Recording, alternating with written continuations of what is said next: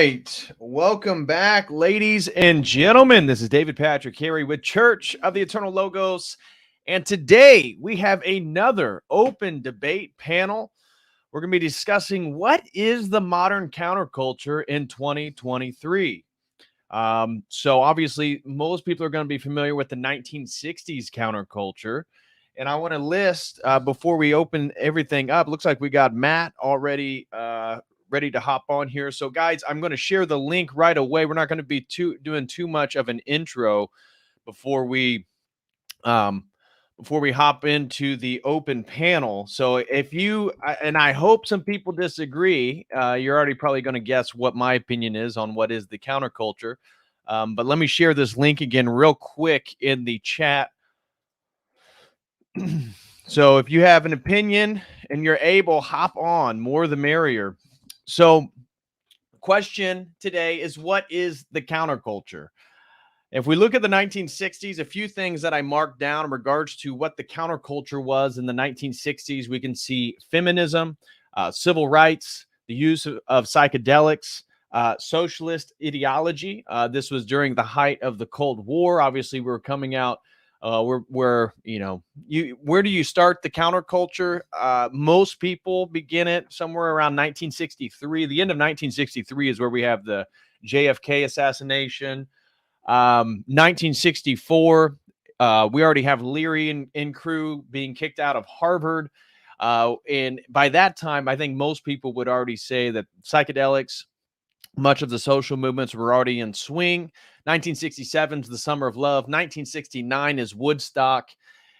And so we see tied with radical forms of feminism, psychedelics, the acceptance or the proliferation of homosexuality as a worldview regarding the acceptance of different forms of sexual expression, even transgenderism. If you look into the transgender movement, they also posit the 1960s counterculture as where they really got their acceptance within the general context of American culture. We see the eco movement, so new forms of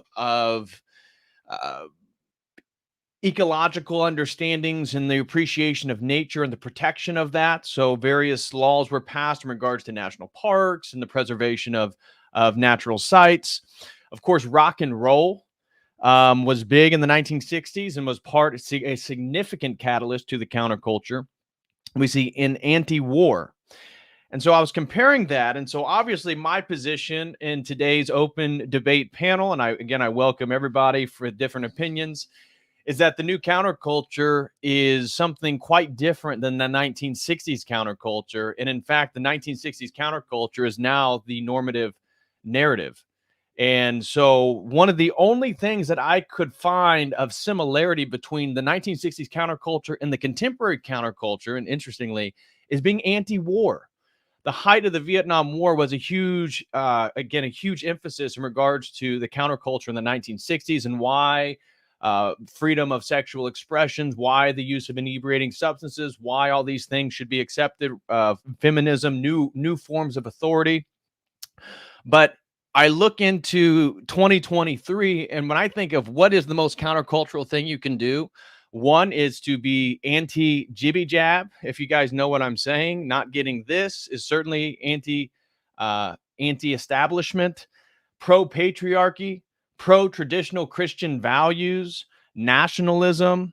I put in raw milk because I thought that was an interesting one in regards to the extent that the U.S. government, they seem really angry about raw milk. I don't know if you guys saw, there was a guy that got arrested in the South for the transportation of raw milk across state boundaries. Homesteading, marriage, having many children, multiple children, I think is an incredibly countercultural thing you can do in 2023. Being pro-guns or pro-Second Amendment or pro-self-defense, I believe is a countercultural opinion at this point. And like I said, anti-war. So anti-war is the only one that I could find basically on both sides of the aisle here when we compare the 1960s and the 2023 counterculture. Now, I would argue that the people who were part of the 1960 counterculture, and that counterculture was a response against the American establishment, Christian hegemony in regards to American culture. that those people are now in power in regards to the American empire and the American cultural structure. And so it's very interesting how once they were anti-establishment, and now they, in fact, I'm arguing, and I hope somebody may disagree coming on, I would argue that the 1960 counterculture is the establishment now. And so being in favor of heterosexual relationships, not wanting to be vaxxed, although that one kind of straddles both, because there's a lot of concern with sort of the pharmaceuticals even in the 60s. But I think when we look at political opinions of people who did get the jab, it begins to divide people along what news stations they tend to listen to. Nationalism is one that I think is certainly going to be a countercultural phenomenon in the contemporary period. Obviously, the globalist rhetoric, anybody who's read Klaus Schwab's The Great Reset, anybody who's familiar with the New World Order, is going to be appreciative of the fact that those in power want to dissolve national boundaries, national states, so that we can begin to divide the world into regions, and these regions can then govern various aspects of the world through a centralized system that's going to be a hybrid, it seems, of a capitalism and communist structure. Sort of centralized capitalistic structure seems to be what's on the horizon here. And so I think to be the most countercultural thing you can be in America right now is probably a heterosexual, traditional, religious man. And by putting out those values, being against various forms of sexual promiscuity. So we see OnlyFans, we see all these things in our culture promoting, all these types of sexual expressions. If you're going to say no to these things, I think that'd be pretty countercultural at this point. And then, of course, marriage and children is a big one, because I was thinking, if we look at among the Gen X and the millennial generation, we can look at this rhetoric of that children sort of hold you back and children are bad. And those then who are in favor of marriage, traditional family structures, religion, are often very much in favor of having multiple children. And so whether it be for reasons of climate change or whatever, the system, the narrative, the system is trying to tell us we need to depopulate the planet, and therefore you should not have children, and probably you should not even get married. Why don't you just watch your pornography? We'll give you a what are called pocket pussies. Pardon my my language here, but these are forms of which to sort of satisfy your sexual urges, so that you don't then go out and procreate, because the last thing we need is more people.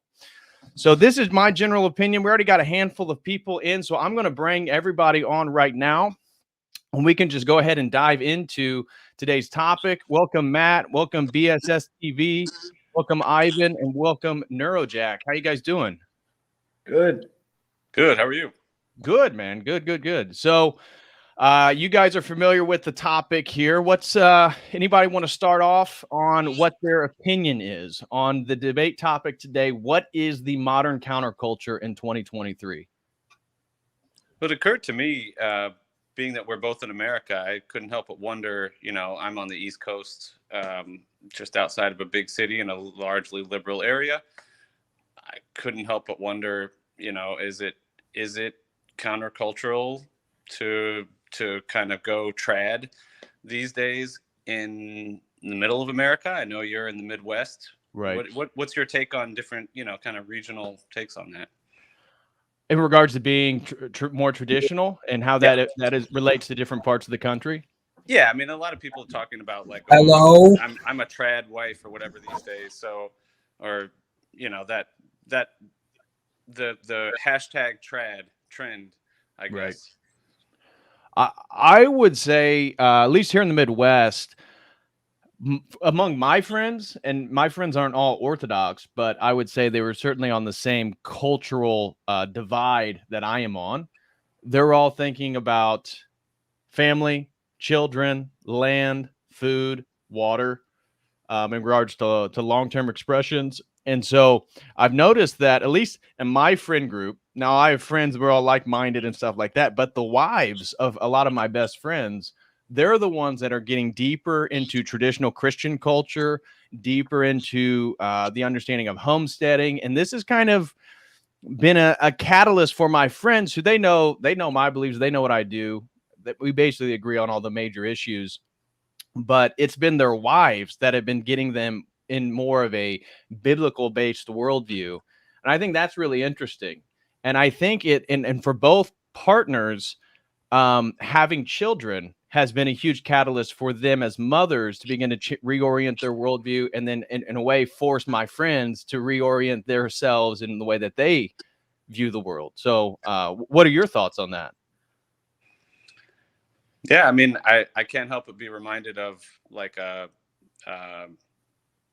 kind of the gateway drug to orthodoxy, Jordan Peterson's take on women being that catalyst for men to for really grown boys to grow up into men, and to start to come into their own and start to actually evaluate what actually works for me and my new family and all that. Yeah, anybody else want is anybody against my opening opinion in No, regards? earlier you said what the counterculture used to be originally Yeah. is sort of almost like reverse nowadays. Like a Yeah. lot of the people I grew up around that were I thought were grassroots hippie are now leaning right, are now leaning more conservative. Mm-hmm. So I agree with what you said there at the beginning. Yeah, if you don't need to give specifics, but where you at in the Well, U.S.? I started studying the counterculture because I'm from Indiana, so Hey, me I'm too, in the man. middle of the country, and when we were all young and smoking pot, the attitude was we thought alcoholics were asinine people, Right. and we were smarter for smoking pot and taking psychedelics, and that's what Right. we thought it was then. But I'm Same. 31 now. Now that I'm 31, it's more counterculture to do less psychedelics to me. Yeah. So yeah. Yeah, I couldn't agree more. Anybody else want to kind of open up their opinion? Ivan, Neurojack. I think I already know both your guys' stance on the topic, but I'm curious. Well, I do have some pushback, but I want to let Ivan go first. Okay. okay, I cannot comment on the state of the U.S. because I haven't been there in a long time. But in Argentina, we just had an election, a primary election, and we had something unprecedented come through that the libertarian candidate like won a third of the vote, and he's the first he got the most votes. So it used to be like a kind of right wing like center right party against the social justice party, and the social justice party obliterated them like all the time. And we're starting to see like a real shift in the culture, but it's too early to say anything like concrete.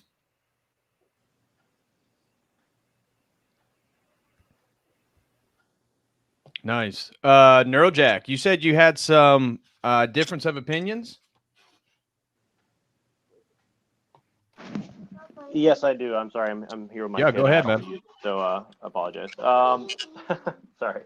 So yeah, it's not really disagreement per se, but I guess what I'm trying to do is point out some broader or maybe more specific potential pitfalls, I guess, of what I see kind of going on.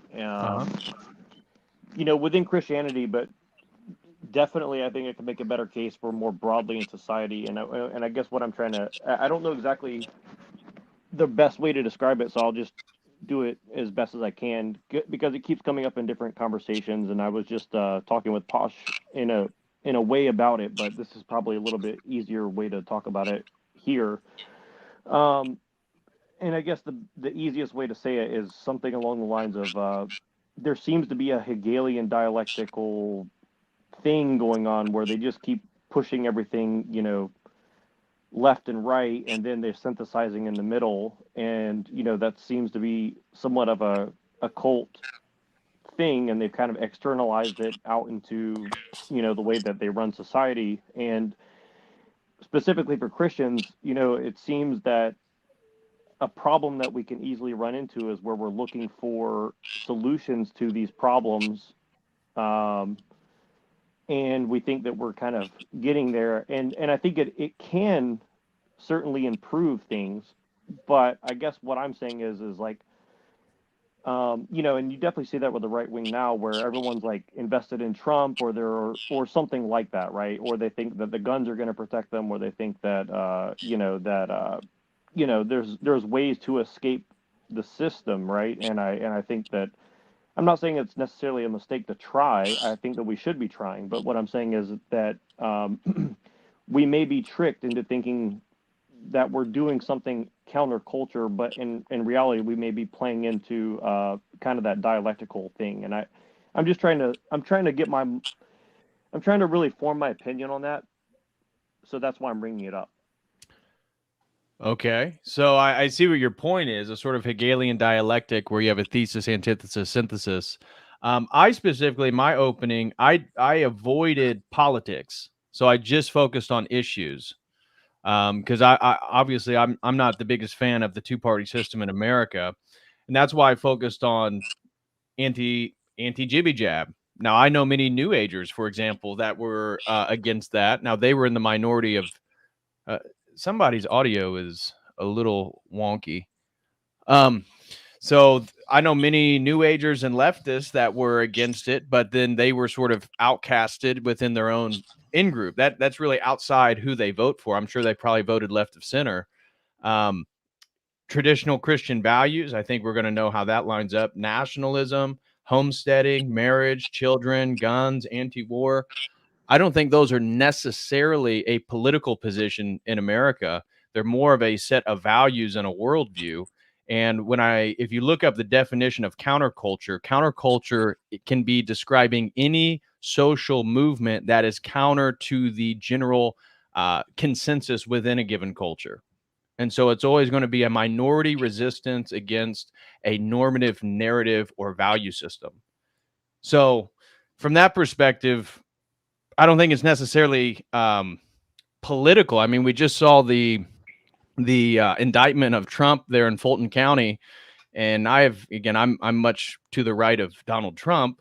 I see him as basically a Democrat from the 90s, but to even be supportive of Trump is to be in support of this general system. You know, you can call it the deep state or whatever, but certainly I think that he's a flawed character in many ways, and certainly not salvific in regards to American politics. But what exactly is this tension, and what is the normative narrative of the United States and our culture in 2023? And then then what is fighting against that normative cultural standard? Yeah, You and, know, and I was just listening to an interview with Father Cyril Havarun, who wrote a book about Saint Maximus the Confessor and his ideas of freedom. And I couldn't help but think on kind of our conceptions comparing the 60s to now. You know, my grandparents, who were already parents in the 60s, talking about people's ideas about, oh, you want to be free, you want to do whatever you want, you want to go wherever you want and do whatever you want. For what? You know, what's your goal in going out and having all of these wild sensory experiences and getting high and all that? Right. What for? It's kind of the dichotomy, I think, in that counterculture, the hippie counterculture, freedom to versus freedom from versus freedom to. Right. Freedom from oppression, man, versus freedom, you know, like the traditional kind of exegesis of the Exodus stories about, like, so that we may go out into the desert to worship our God, not just to be free, but in order to do something righteous. Right. Yeah, and Well, so that's a great point in regards to talking about counterculture. You brought up righteousness and what, again, value structures and a biblical value structure and the pursuit for spiritual purity. It's already going to put you on the spectrum in regards to where you're going to line up in the American cultural scene. And that's where it's really interesting because I see the counterculture as not necessarily right versus left wing politics. Because I see much of the conservative or neocon movement, they are the normative cultural standard. I mean, they're pro LGBTQ, they're pro a lot of the different things, right? They give lip service, but their values are quite different from 5 years ago, from 10 years ago. So it's interesting because, like I said, people that I know from the new age who certainly aren't Christian yet, but they've come around on the New World Order, the globalists, the WEF, the jibby jab, the endpoint for all this technocratic system. What exactly is pushing them there? And I would say it may be a pursuit for spirituality or a deeper understanding of truth. Now, again, I think they're maybe misguided to certain degrees, but I think the idea in regards to the traditional side, like you're highlighting, righteousness, what does it mean to be righteous and what's the point of our lives? I think, BSS TV made a great point because I'm also from Indiana, and I was also big into psychedelics, weed smoking for a very long time. And I promoted all these different things, psychedelics, socialist ideas. I was okay with homosexuality and transgenderism when I was doing my undergrad. Then I go to Illinois, and then I go to Berkeley, California, where all these values are normative. And then I saw the people I was there with be like, oh, yeah, minor attracted persons, that's okay. 12-year-olds can consent to sex with adults. And I'm like, what? No way. And the fact that I was white, I was from the Midwest, I was heterosexual, I was pro guns. These things were like, oh my gosh, you lift, like working out, staying fit. These things already put me in a worldview that I thought I wasn't a part of. To them, I was like what they didn't like. But I thought because, oh, yeah, I got this successful YouTube channel promoting psychedelics. I'm all about drugs and, sex and these experiences. And yet when I got there, I was still part of the enemy system. And then I started to see how far this acceptance value of freedom, as you're saying, like, well, you can, we're all about freedom of expression. You can do anything you want. It's like, well, when does that stop? Because I remember my first week in Berkeley, my car got broken into within like 10 minutes of like being in my car, going to my apartment, coming back to my car, broke into, took everything out of it. I called the police and like, oh yeah, there's nothing we can do about that. We get about 30 to 40 of those a day. This is just the Berkeley Police Department, not even in San Francisco. That's across the bay, right? I'm north of Oakland. And it's like, holy crap, 30 to 40 times a day people call you about their car getting broken in and everything taken. And it's like, this openness is the lack of boundaries, a lack of order, a lack of law. And so it's interesting to see then with whether the Trump indictment, things that are going on in American culture, the amount of money we send to Ukraine versus Hawaii, they get $700, Ukraine gets $700 billion. Now, obviously, they haven't sent that much, but they just agreed was another $60 billion that they're sending to Ukraine. And so, like, where is the line for some of these cultural issues, if you will? I'm curious. BSS TV, Ivan, you guys got anything you want to add? Well, you got to limit some of that. Like it's easy to support the counterculture in your early 20s and late teens, and you get older. Like the expression, you can only be so open-minded until your brain just completely falls out of your skull. Right. And that didn't really kick into for me until my dad had a talk with me one time about psychedelics, and he explained to me this is like the true conservative viewpoint on psychedelics is they're inside of those plants to keep you away from them. That's why you shouldn't fucking take them. Stop complicating it. That's where the hippie thing kind of stops when you run into that truth that those are there to deter you from touching them. That's why you don't take them. And part of me really likes listening to Joe Rogan talk about psychedelics. Then the other half of me is like, this is fucking stupid. You know, it's dichotomy. Yeah. If I can chime in, like my perspective is that we as a culture in the West, especially in the new continent, we don't have the cultural background to fall back on. Because if you look at the founding of the US, it was founded by pilgrims that wanted to escape religious persecution, and there were a bunch of Protestants that wanted to in a way go into the desert to worship God, but their idea of God was already so crooked that it opened the path to become a social experiment. I would say that especially the US was founded on principles of the Enlightenment. So Yep. we have to be mindful of the fact that the way communication works is very dependent on technology. So now we're seeing a different kind of counterculture, because in the 60s, I would argue that there was a lot of astroturfing of the counterculture. If you talk to people like Jay Dyer, for example, they would like point out to the involvement of the deep state back then to create, yeah, exactly. So I think that the internet, in a way, is creating a new more multipolar way of understanding culture, in the sense that now people who are interested in arguments will probably be able to find those arguments if they search long enough.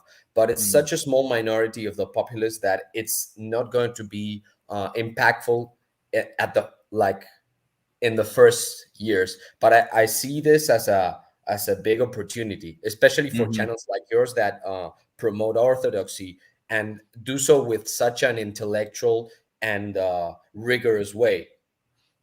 Well, thank you. Yeah, Well, I think orthodoxy is the ultimate counterculture.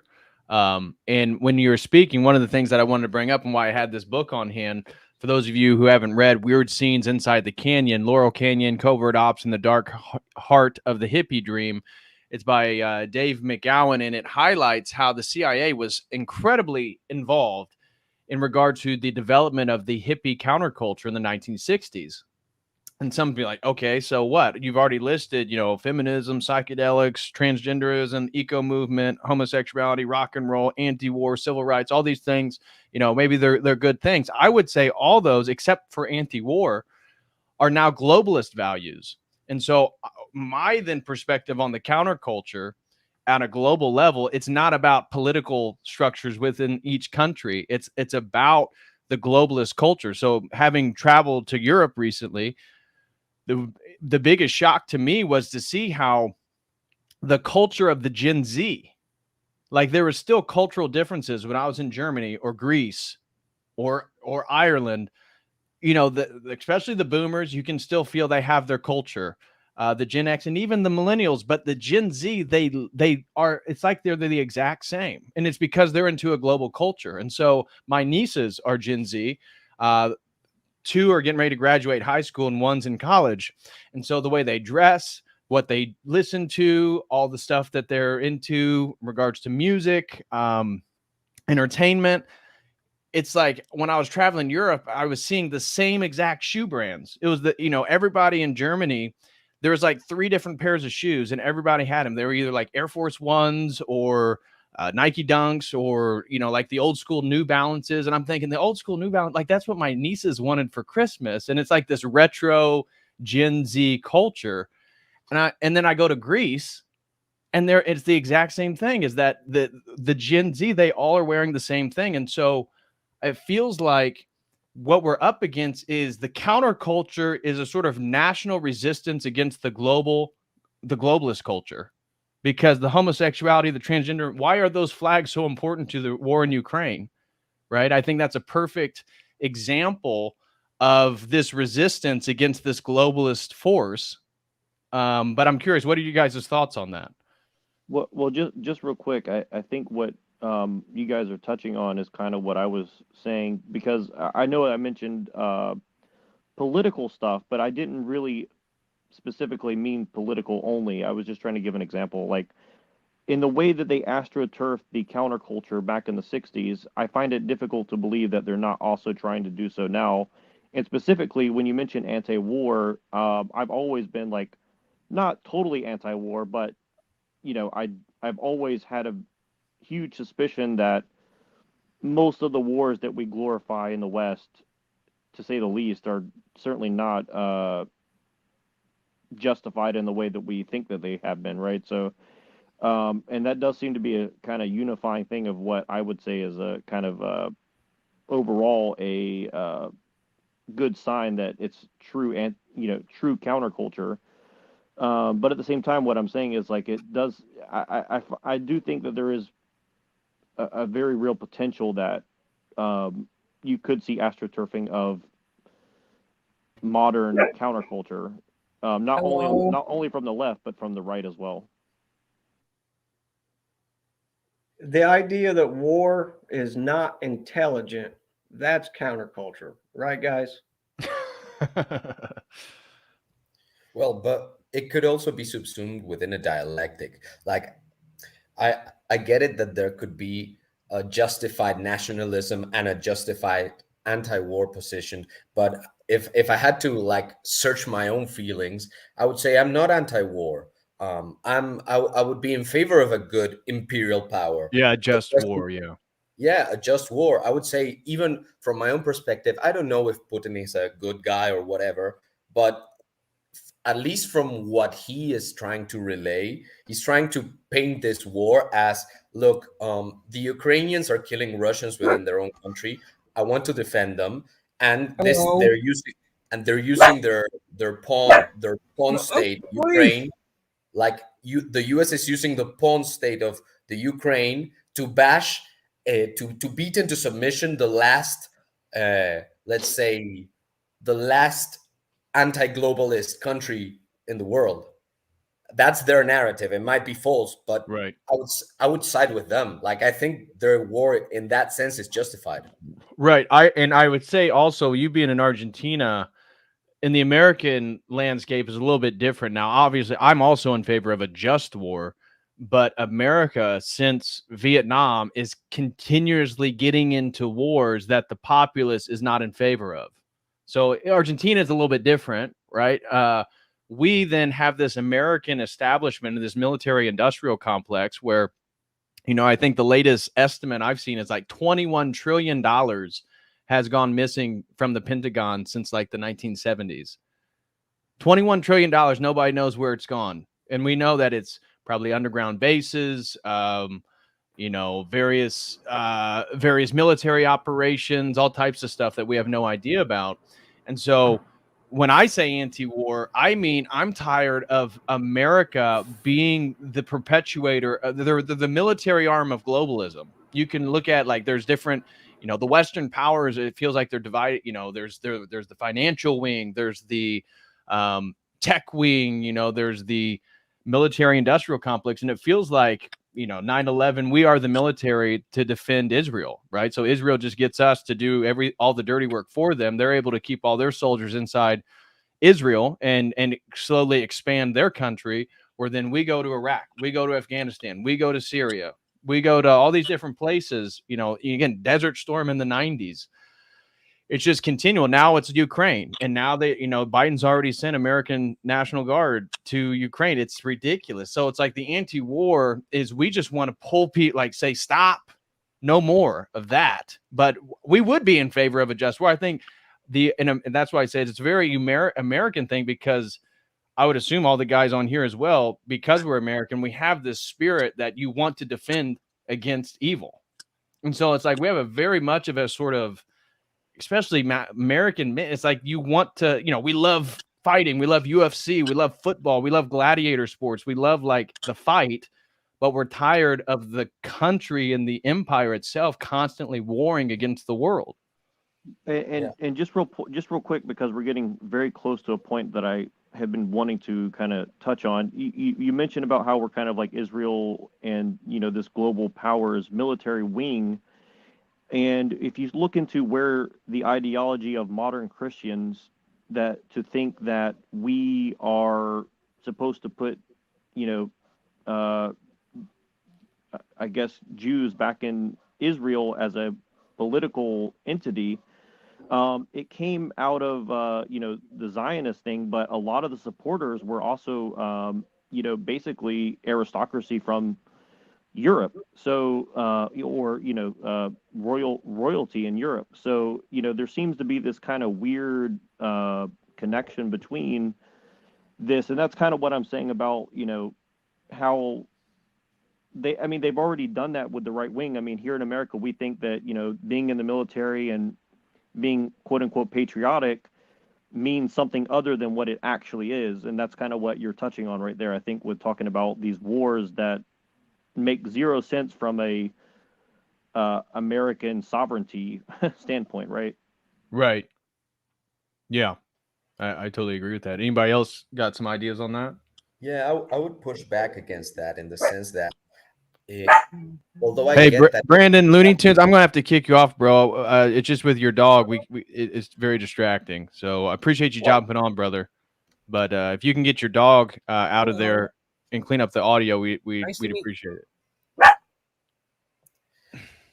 As I was saying, to push back on it a little bit, I think it's fair to want to have some patriotism and to think that there was a time where you fought wars for a good, let's say, for a good purpose. But I would say that if you're defending the American way and you're imposing it on the rest of the world, it's kind of a form of cultural imperialism that other countries will not appreciate. Being from Argentina, I'm not particularly like I like the U.S., but the U.S. like fostered a lot of like a lot of governments that were military juntas, like to just to gain a little bit of an edge, just to keep their hegemony.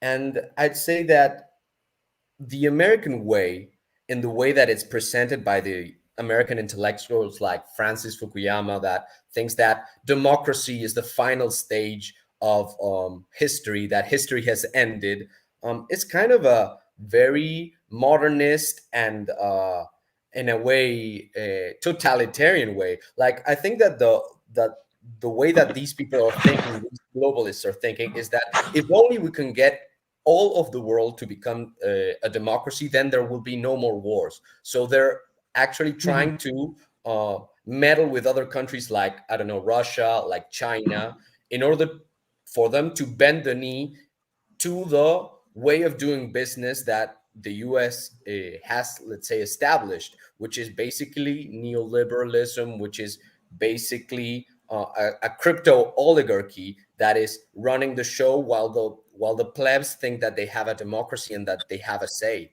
So I would say that there's more of a virtue in recognizing that perhaps the patriots from the past were a little bit diluted and they were sold a really beautiful but humanist conception of the world that didn't pan out. Well, Yeah, and I don't disagree with anything you Go said, ahead. by the way. No, I was just saying I don't disagree with anything you said per se. I think what I'm trying to get at really at the end of the day is like everything seems to be trying to undermine Christianity at the end of the day. So Well, and I that's guess what that's I kind was of going to mention is I think following Jesus Christ is the ultimate counterculture because the world persecutes righteousness.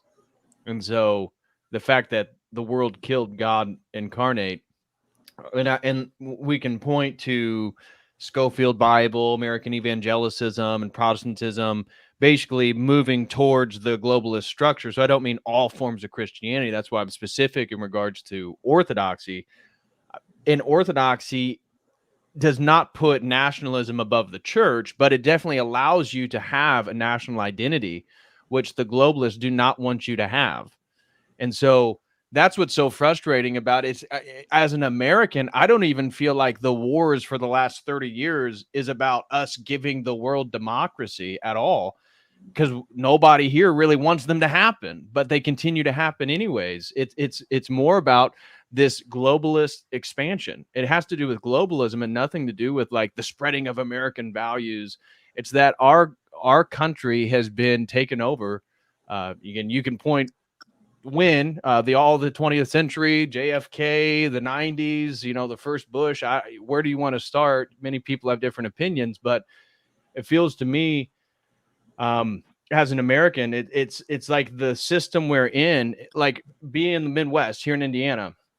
I'm in a fairly conservative area, and the values of my neighbors and the people that live around me is nowhere near the values on American television. And then that has this glow. That's what the world then views America as, and that's nothing like the people I live around. Yeah. I can't help but think that as you all talking about kind of wars of the last 40, 50 years, each time one of these wars is sold to the American people under false pretenses with horrendous, expensive consequences that end up funneling our money into, no bid contracts, into Halliburton and whatever else, that it cheapens our ability to even believe that a just war is possible. And then you end up in this, after so many of these unjust wars, that we just kind of end up in this kind of powerless feeling of, oh, well, there's nothing I could do about it. I voted for somebody who was against it or whatever. Right. We end up with this powerless feeling where we just throw up our hands. And now we're in this weird circumstance where somebody who proclaims themselves as right of Trump, which isn't that hard to do because he's not very right. You end up with somebody who's right of Trump, probably agreeing with a bunch of what Noam Chomsky described in Manufacturing Consent. Good point. That's a really good point. Hey, if I may interject, Yeah, can you go ahead, guys hear? Can you hear me all right? By the way, we can hear you great, man. Okay, awesome. So I was listening to your stream and I decided I'd weigh in because you were complaining about the lack of law earlier.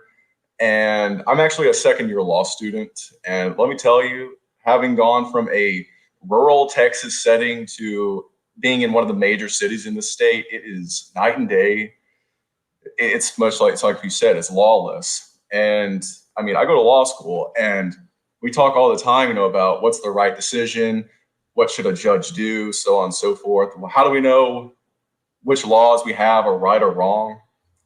And it's kind of funny because I know the history of this stuff. Laws come from Christianity. They come from things like the Code of Justinian. But these people have totally rejected Christian ethos, let alone not even having to mention an Orthodox ethos, just rejecting Protestantism and Catholicism.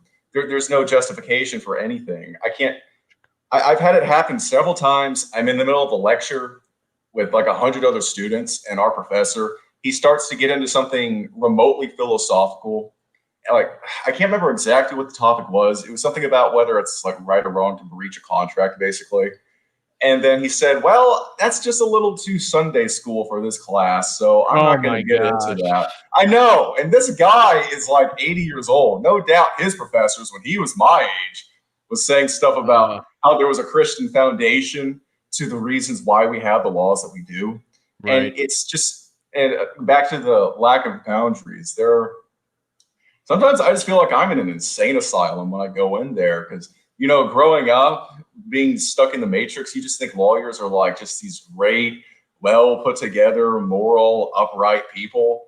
Yeah. And then, of course, you hear the stereotypes that some of them are vultures and such. And that's always been true to some extent. But then you actually try to step into the shoes of someone like me, who's an Orthodox Christian, going to law school, trying to be a lawyer, trying to do it. Good for you, brother. Good for you. Thank you. I'm trying to do it the way that, St. John Chrysostom, St. Augustine, and many others did it. There are saints who are lawyers. It's possible for a lawyer to go to heaven. But that is a narrow path. There are so many. I'm trying to think of how I described it. We had my first semester. So you get put into sections if you're not aware. There was sections A, B, and C at my school. Okay. And so it's about 100 people each. And what was it? Yeah. So there was like 50 to 60, maybe 70% of the men in my section were just flat out soy boys. They all had the lisp. They all sounded like they couldn't pick up more than their own body weight. All the women there just acted Yes, yeah, I saw that. St. John Maximovich is actually my patron saint. But yeah, the women, they're bad bitches. They're girl bosses. She's Right. that bitch. You can't tell her what to do. She's Right. gonna ruin she's gonna ruin any man's day. You know, they've all got a chip on their shoulder, and the legal system is just a great reflection of how we are really outnumbered in the legal system. It's hard to find heterodox, let alone orthodox, who would come around to our side of thinking. I've met people who call themselves conservatives, but they're pro LGBT. They're pro all. They support the current thing basically. Right.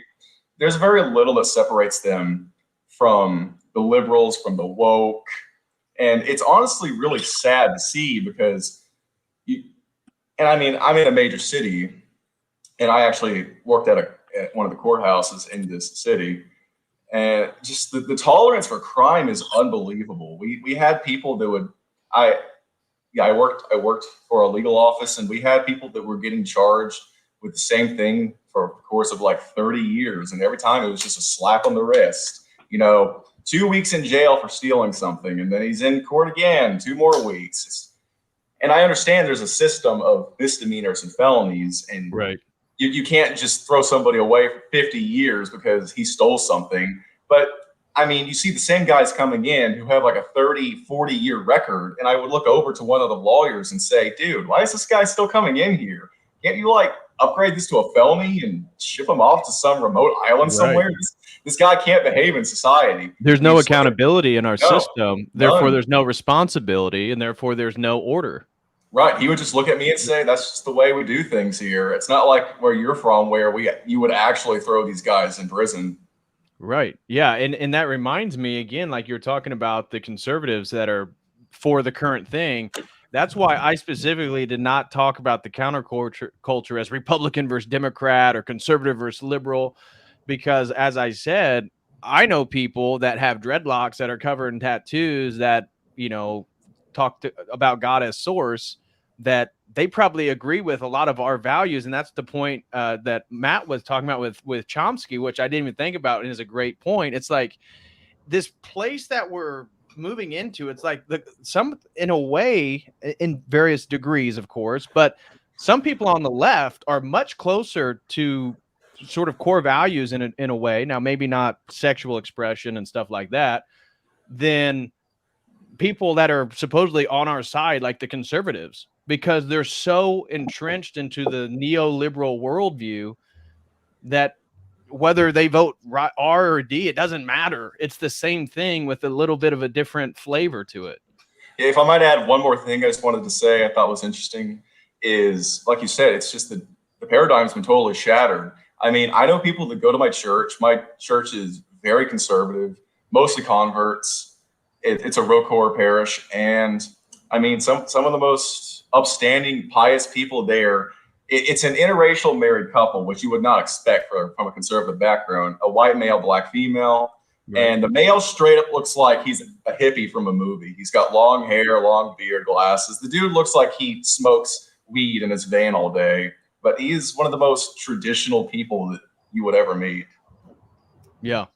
And that's just been my own experience with friends, because that's the scene I came out of. So I have a lot of friends that straddle that worldview with the drug culture, that whole scene. And there's a lot of overlap. There's a lot of things I can put out my orthodox worldview. And when it comes to the jab, when it comes to autonomy, when it comes to homesteading, all these things, like they're basically all on board.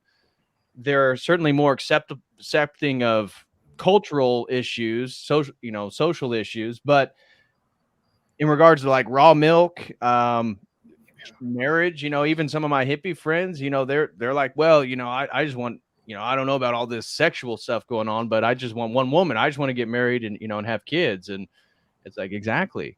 And then you talk to Republicans and they're like, oh no, don't get married. It's, it's the court system, divorce. It's like, dude, if you're worried about that, then you're dating the wrong women. Yeah. Not that it's not a real thing. I agree with them. It's absolutely a real thing. The court system's totally set up against men in regards to marriage and alimony and child support and 100%. But again, it's like if you're traditional, marriage is very counterculture.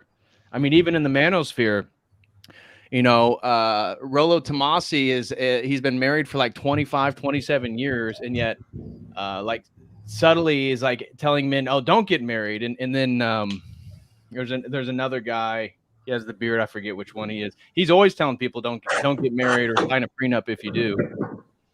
Yeah, I just want to mention one thing, and I'll jump off. But I still live in the Bay Area, and you're very familiar with it. But I am seeing the tide turn, where, like you're saying, like people we wouldn't think are on our side kind of secretly are, but they find it unacceptable to express that in where they're at, right? And right. Or they hold on to maybe like one or two things that's still part of the left.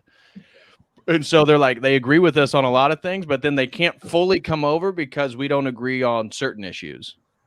That's been my experience. Right. Yeah, I agree. And I guess what I'm saying, because I agree with pretty much what you're saying about, Christianity being the actual counterculture. But in the way that Protestants and I guess Catholics to some degree, we're out there in the world trying to convert people, I think that we should try to, I think what we're doing, I think part of the job of the counterculture should be to kind of outreach to people, because I think what I'm finding, at least, people are very receptive to things as long as you kind of, it's kind of like that new thing where people are like, people just want to be witnessed. Like, people want to be understood, right? And I think if we kind of take the time to do that, people will more and more kind of move into what we would consider as the actual counterculture. You know what I'm saying? And I think that's worth trying for, at least. Right. Yeah, I agree with that. I want to keep going. We just got a few super chats. I just want to give everybody their time. So, major thank you to Mitch Murphy, throws in $5 Canadian and says, I joined the Orthodox Church to own the libs, and then I came to realize I was the lib all along. Isn't that so true? Again, yeah. Go off, Same with King. me, bro. Same with, I bet with the majority of us on here, that's exactly was our case as well. So thank you so much, Mitch Murphy, for the $5. And then major shout out to AC. Thank you, brother. God bless you and your family for all your support, man. I really do appreciate it. AC has been a huge supporter of the channel here the last few weeks. He throws in $9.99, no comment. And then he threw in, when you were talking about the lawlessness, I believe when Jet was speaking, he said it's neo-Jacobianism. It is. And then I've actually got an interesting story I could share. Yeah, go ahead. About the homeless situation in the major cities. I mean, I'm sure we've all seen it on the news before. Like there's actual colonies in certain parts of major cities. I mean, where I live, there's an Episcopal church. Like I can look out my window right now and see it. It's like a block, maybe a block and a half down from my apartment. And I've had people tell me before, like, you don't go near that church unless you're on this one specific street, which has a lot of traffic on it. Because as soon as you get on the sides or behind that church, I'm not joking, there's like at least 100 homeless people, and half of them are tweaking out on something illegal. I walked through there once on total accident, and I mean, I'm a 6'1", muscular, tall guy. I've been told I'm very intimidating, but that day I was wearing a suit. I did not have my knife or my gun on me, and I was praying pretty hard because I had a couple of them sizing me up. And what are the cops going to do? Nothing. They're not going to do anything. In fact, there was another time when I was leaving to go back to see my folks, who, thank God, live in the country. So I was going back for the weekend, and there was a very long line of traffic in downtown.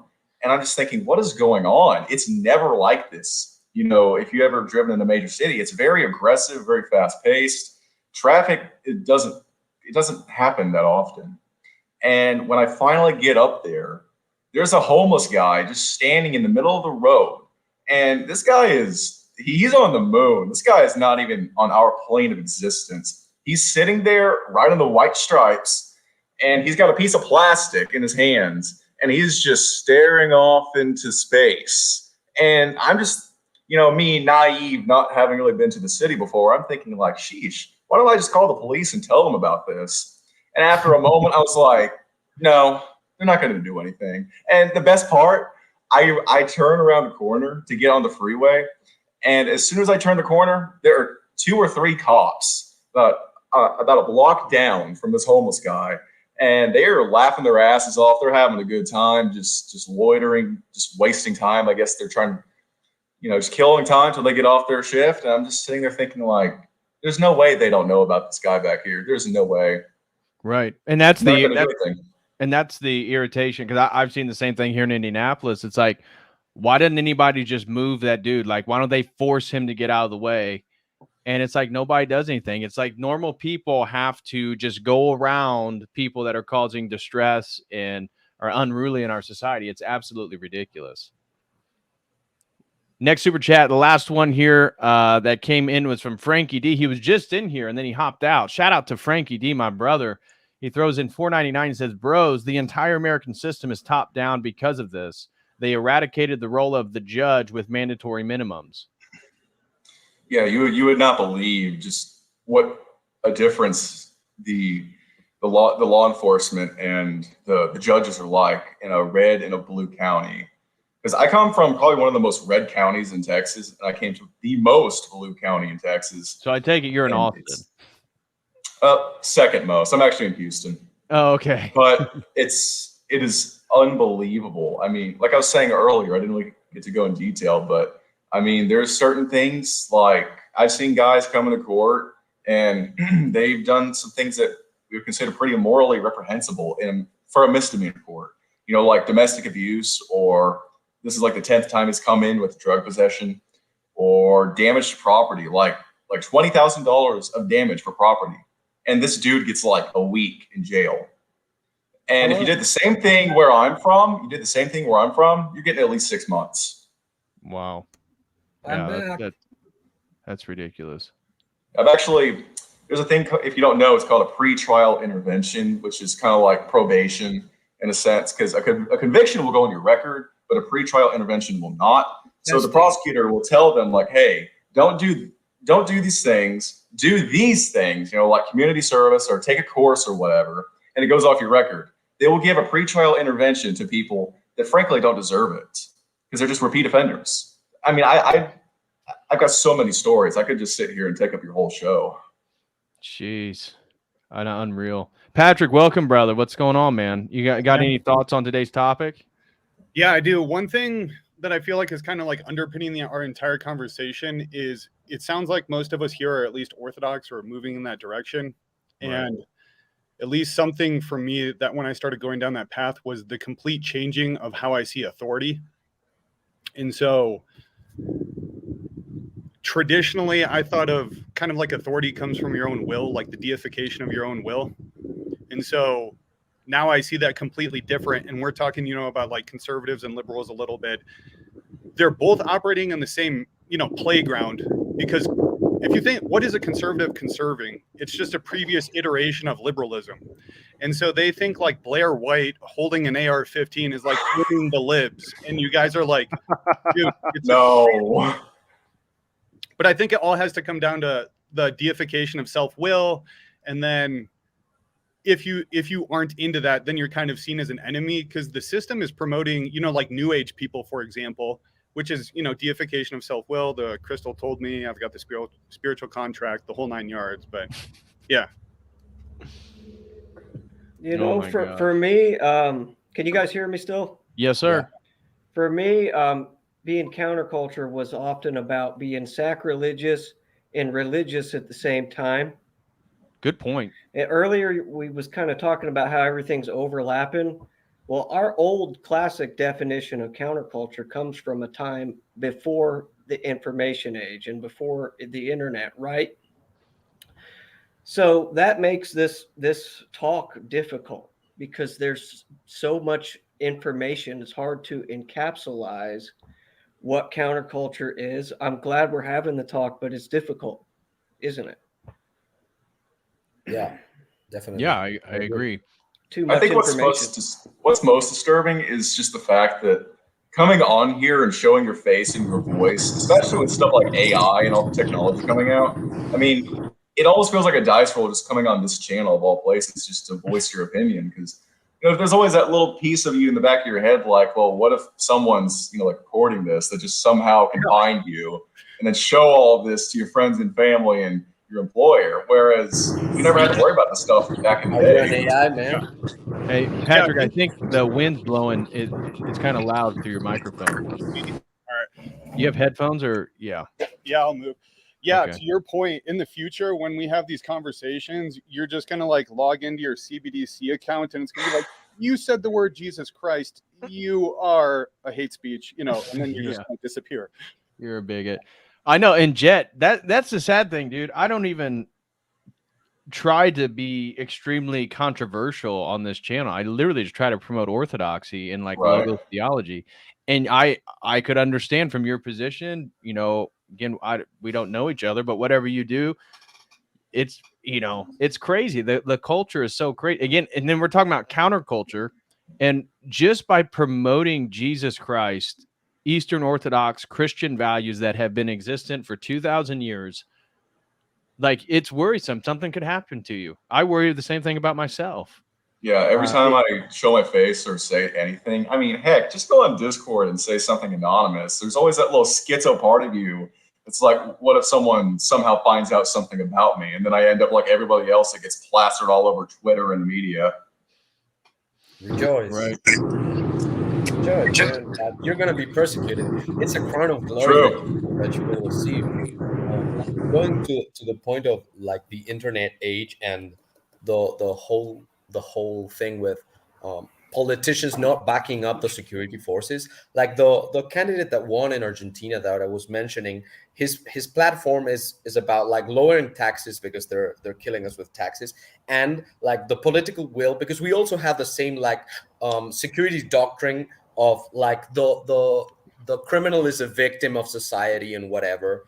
And like the reason we went this route in the West is because we don't have like the philosophical underpinnings to actually have the argument at the point that needs to be discussed. Because to be honest, I don't want to offend the Catholics, but Catholic theology is shit. Like it's really bad. Like if you read St. Thomas Aquinas, his arguments for God, they don't cut it. So afterwards, it's completely reasonable that some people would fall into atheism. Even like I think that St. Gregory Palamas was the one that said that if you follow this route, you will create an atheism factory. Yep. And the fact that we don't have the cultural baggage, the cultural background to address these things at a massive scale means that orthodoxy has to pull like the whole weight of this and be the spear tip into the cultural change if there is ever going to be one. Right. Very true. The philosophy on, don't even get me started on things like prisoners' rights. I mean, I get you don't want to commit cruel and unusual punishment against an inmate or a criminal, but at the same time, like what we consider cruel and unusual in 2023 was outright barbaric and unthinkable compared to back then. You know, like it was pretty common behavior in the colonial days to just cut somebody's tongue, ears, fingers off, or doing things that Right. pretty bad. Yeah, I mean, Europe, it was customary for a thief or a con man to have his ears cut off, right, so that wherever he went, people could know that he was found guilty of being a con man and a thief. right, and this is Christian doesn't- society. Yeah, and it doesn't mean they can't live it. That, you know, nobody died from it, but it was. I'm sure it was painful. Wasn't nice for the person, but it was a way in which, you know, society was able to maintain their boundaries and enforce their value systems. And still in the Muslim world, again, you talk about the problems with Catholic theology. Islam's even worse, yet they still enforce the laws. And so you can go to Qatar, you can go to Abu Dhabi, you can go to, you know, anywhere in Saudi Arabia. Leave your car unlocked. Nothing's going to happen to your stuff. Nobody's stealing stuff. You know, the streets are clean. We can't even say that in the West because there is no punishment. Well, if I may try to address this, like I thought about democracy a lot. I studied advertising and I wanted to focus on like writing speeches for politicians. And I started studying political philosophy to understand what it all was about. And I think that democracy is actually a system to dilute authority. So nobody ever gets to say, like, I made this choice and I will live with it. So in this sense, like nobody can have their opinion despite it being supposedly, allegedly a system to, in a way, protect the opinions of the minorities.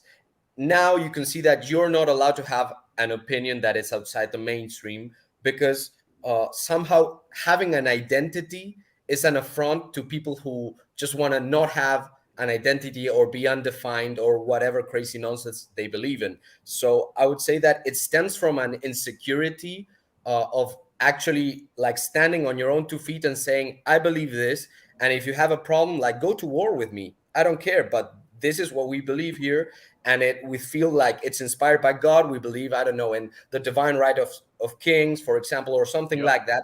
So now we have this like very mild, very milk toast version of political correctness taking over everything. So now the worst crime you can do is actually offend someone with your Hate words. speech. Yeah. Yeah.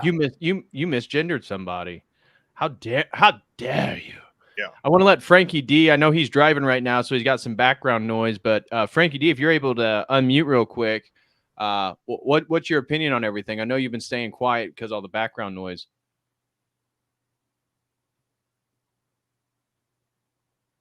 Frankie D. Okay, maybe not. Yeah. Anybody else want to chime in with all that's going on? BSS TV. Yeah. What's your religious or spiritual position? Well, I was hippie as you can be. I was a hedonist at my core, and I'm a counterculture historian, self-diagnosed. And I like to study the counterculture as it pertains to music, because when it gets political, it gets depressing. That's kind of where it stops. So that's when you go to the musical cultural side of it. And so I like to trace the counterculture from the 60s and 70s up into how it permeates into the 80s and 90s. And I kind of started heading Christian at about 27. I'm 31 now. I stopped taking psychedelics completely when I was 25. And so, I mean, I'm the real deal. I'm as real as it gets, and I hit it harder than most people from the Midwest do. Yeah, that's. Well, so are you Christian? Yeah, I'm a Christian now. Are you I'm Protestant? Are you Catholic? Are you evangelical? Are you Pentecostal? Are you a Mormon? I mean, Mormons aren't Christians, but I'm just curious. I was saved in a Southern church in Tennessee. Denomination, I can't give you a whole lot on that. But, I took psychedelics a lot because I hated Christianity. I hated the idea of God. And often my intentions was to prove that God isn't real with taking psychedelics. But the last time I did so, I had a trip that was the opposite. And I saw that, forgive this example, this is how I said it to myself. God is, if we're looking for groovy, Jesus is the true groovy one. If you look at the story of what Jesus did, he is the true badass. He's the one that you want to smoke with, per se. And it sounds silly, but that's how it happened for me. I'm an ex-hippie that still studies the counterculture because that's what I did for so long. But I'm a Christian. Yeah. When I'm at work every day, I operate on the principles of Jesus Christ. And that's what gets me through my work days. The politics of man is what has to be fought down with Jesus. And, I still smoke a lot of pot, but I encourage people in their earlier 20s to not listen to Joe Rogan so much, and just, I don't know. Okay. Well, that's really cool and all, man. But have you done any DMT by chance? No, sir. No, sir. He's just Josh. Yeah. That helps us. That helps us know what angle you're coming from, because you're a first time to join one of these open panels. So, and you're a fellow Hoosier, but I didn't know what exactly your angle is coming from. Do you follow the David Patrick Harry channel or the Church of the Eternal Logos? The David Patrick Harry channel. Okay. Yeah. So, as you've already become aware, most of us are Eastern Orthodox, which is going to have a little bit different flavor, but we're really glad that you hopped on, brother. Thank you for that. And what are the chances you're a fellow Hoosier? I love that. Yep. I want to read just a couple more super chats and we can keep on going. This is a really good one. Glitchy Rhythm through in 499 says, DPH, thanks for all you do, man. starting my catechism this Sunday. Big thanks to you for helping point me in that direction. Well, glory to God, Glitchy Rhythm, that you'll be starting your catechism, man. That is wonderful. Glory to God for that. And thank you so much, man. Really appreciate the support. And I want to welcome First Person Q for becoming a YouTube member. God bless you, brother. Thank you so much. And then our brother Frankie D, who he was having technical difficulties. He ended up hopping out. He says, "Look like it's not God's will, bro." Keep having technical difficulties. Haha. I was just going to say it's hard to discuss counterculture when in America there isn't really a dominant culture to speak of. And I think that's a great segue. Maybe we can get it. What is the dominant culture in America? You know, I've kind of listed it as globalist values that sort of embody some of that counterculture. Again, like freedom of sexual expression, both transgenderism and homosexuality, feminism. I mean, psychedelics still aren't like super mainstream, but certainly Johns Hopkins research has made them more mainstream. The eco movement, I think global climate change and at least the rhetoric of that normative framework is part of our dominant culture. But I want to open it up to you guys. What is, and how would you articulate the dominant culture in America? What is it? I'd say it's just it's like nihilism. It's just the complete rejection of truth in all forms. Any form of boundary needs to be transgressed. And then the pride in thinking that you know anything and any display of humility is a threat to the system. That's why when you talk about, you know, like orthodoxy specifically, I think that's the real threat to the system. The Protestant system and the Catholic system, I think, kind of are beneficial because you have the deification of your will in the Pope, or in the Protestant perspective, it's I can pick up this book. I think the word is a book rather than a person. So I don't know. I just kind of view it as like the just rejection of truth and therefore boundaries entirely. Mm-hmm. Yeah. That's an excellent point. I see a lot of people kind of clinging to syncretism and perennialism as believing in truth or the truth as offensive and transgressive, and you know, people are just it makes people bristle. Definitely. I think what we are currently experiencing is just the logical conclusion of what our nation was built upon. You know, these ideas of freedom, the right to express yourself however you want. And, you know, with mainline Protestants 300 years ago, that wasn't crazy at all. But now we have gone so far off in left field that, like you were saying, every boundary needs to be transgressed. That is just it's the natural progression and the logical conclusion of things, which it does annoy me because you try to take people down the logical chain of what they believe, but they don't want to go that way with you, let alone are they sometimes even capable of doing that with you. I'm sure we've all heard the conservatives say before, "Oh, well, I'm okay with the gays, but these transgenders have just gone too far." No, you can't do that. You can't just you can't have some of it and cut the rest off. Yeah, it's like trying to. What's the animal? I think it's a starfish. If you cut off one of its legs, it just turns into two starfish. You can't cut off one leg and then say, "Okay, that's the only starfish I want. I just want this piece that's missing its leg." No, it's going to grow back and you're going to have another one. You have to take them both.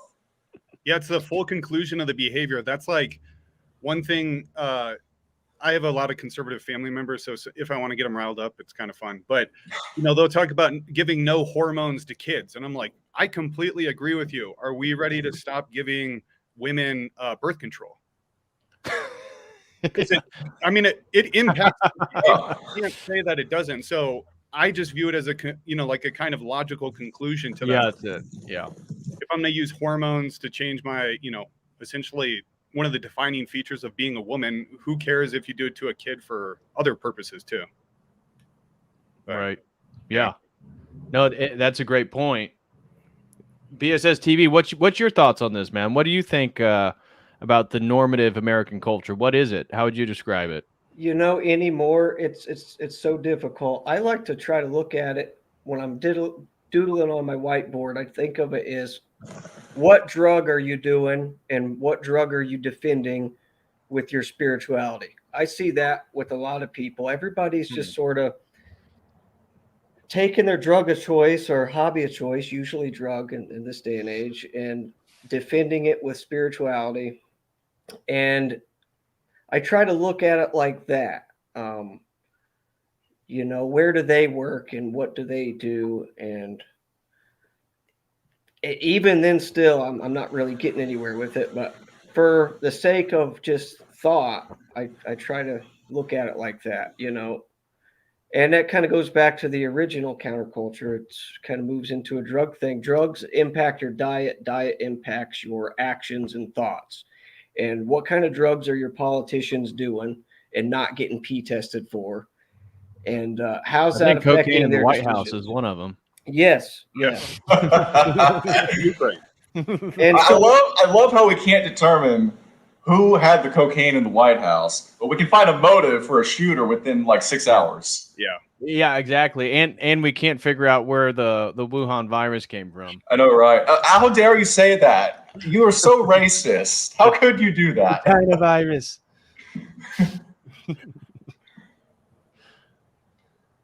We live in a society.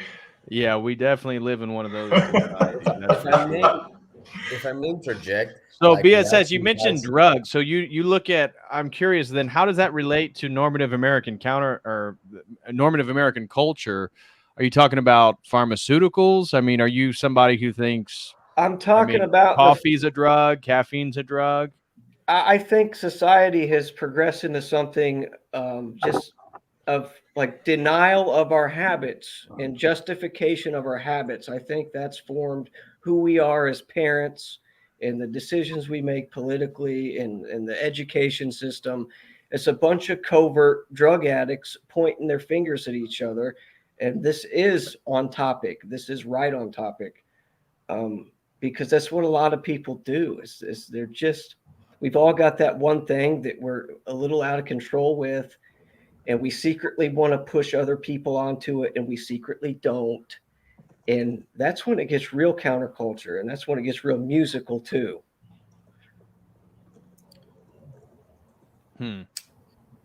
If I may interject, Go as ahead, a bro. person that goes like, I've been to the US a couple of times, and I think it's very similar. And also, I agree with your take, PPH, in that like the Gen Z is getting more of a global hive mind, and that if you notice, like people are starting to lose their accents. Like you guys are from the Midwest, but you don't sound from the Midwest anymore, or at least you don't sound as much as somebody from the Midwest 20 or 30 years ago. Sure. And I'd say that's got to do a little bit with the fact that we all consume media that already has a more neutral accent. And to piggyback on what you guys were saying about the American culture, I think it's all about freedom, and especially free thought. And that's the big non-negotiable, I'd say, in terms of the culture, because classical liberals and progressives, they both agree in free thought, at least, but we don't see the spiritual move that's inherent in free thought. Because free thinking is the idea that if you can have access to all of the ideas and you can pick and choose, and it's a different anthropology. I'd say that if something characterizes the orthodox path is obedience, in the sense of like being obedient as Adam and Eve were supposed to be obedient. Like they were, and I think that even Peugeot says stuff like, if you chop off the head of the king, you're going to get your head chopped off eventually. And this is what conservatives, I think, don't understand. They think that they can do liberalism at the speed limit. So they have nothing left to conserve anymore. And the reason is that they think that free thought is the path, in the same way that Jordan Peterson likes to play histrionics and defend free speech, because if not, you cannot think. And I would say, are you honestly arguing that people before the Enlightenment weren't able to think? Like, if you have moral strictures, you're not able to think. That's a very stupid argument, but that's like in the water. It's implicit. Mm-hmm. I really love that you just said that. It has always annoyed me to no end that people in our modern society act like we were cavemen banging on rocks until feminism or until we ended segregation or something. I mean, look at all the great achievements and works of literature and philosophy, art, architecture, everything within our culture within the last 500,000 years, however far back you want to go. Did they just act like all these people were just Neanderthals who couldn't tell you what 2 + 2 was because they didn't trust the science or whatever?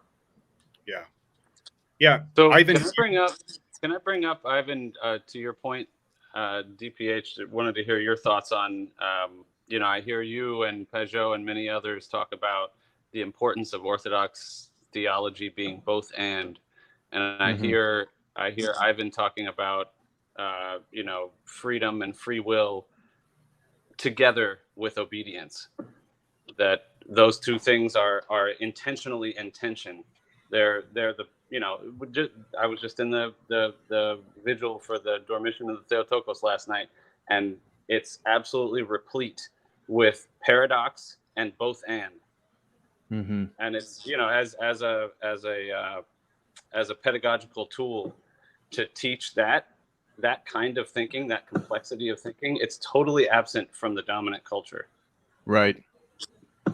Yeah, I think that's a phenomenal point, is that because that sophisticated nuance is absent within the general American psyche, they're easier to be misled. So it's either or instead of both and it's easier to fit people into these dialectical tensions between things, And so, yeah, I agree. I think that that's one of the beautiful things about orthodoxy, and also it solves a lot of the things when you look at the right wing. Get into the ethno-nationalism or, where the right wing goes off the end. It's because they can't have a both and. So one, they're not fully led by God. So then it turns into white people have to reclaim their identity. There's certain groups of people that are trying to collapse the first world or white countries. And certainly the mass immigration and the NGOs behind all this stuff, that's a fact. But just like the intermarriage, just like Jet made the point at his parish, there's an interracial couple, but their hearts are pure. They're oriented towards God. I want those people on my side. It's both and. And so Orthodoxy allows you to have a national identity, a Serbian church, a Russian church, a Romanian church, the Greek church, but it also doesn't then put nationalism over and above God, and it maintains the both and.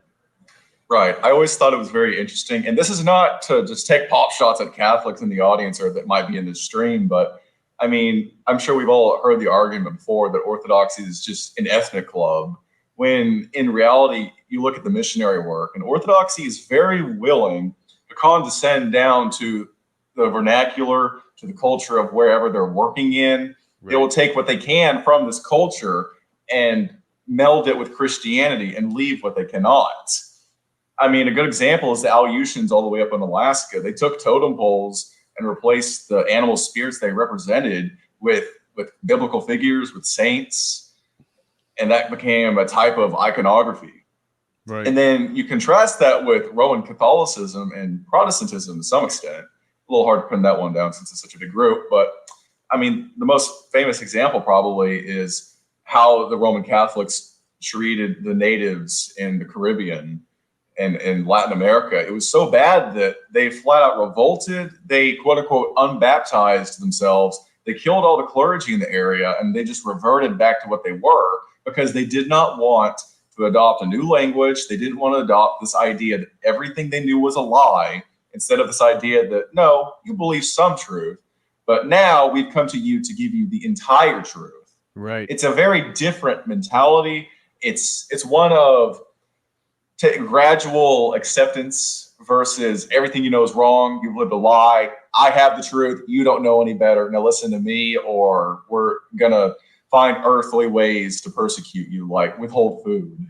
Right. No, I think that's a great point, because the insistence on everybody. So Orthodoxy, Catholicism, Catholicism used to be, right? When you go to an Orthodox church on Sunday, it's the same liturgy across the world, but it's in all these different vernaculars and languages.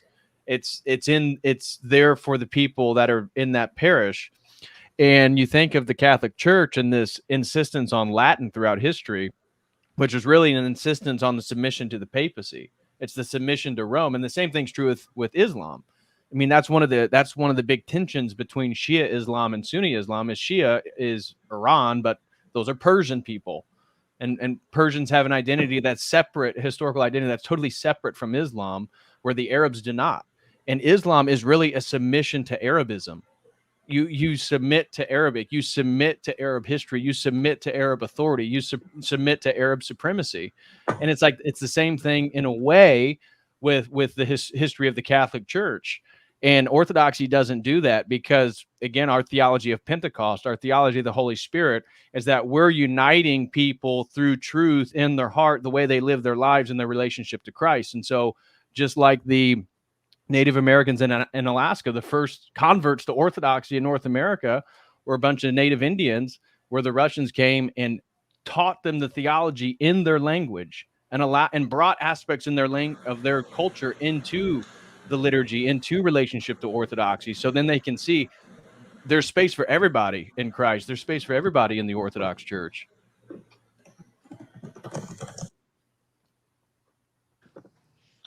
So I don't know if this is the time for it, but I've had this thought kind of percolating in the back of my mind for the last 20 minutes or so about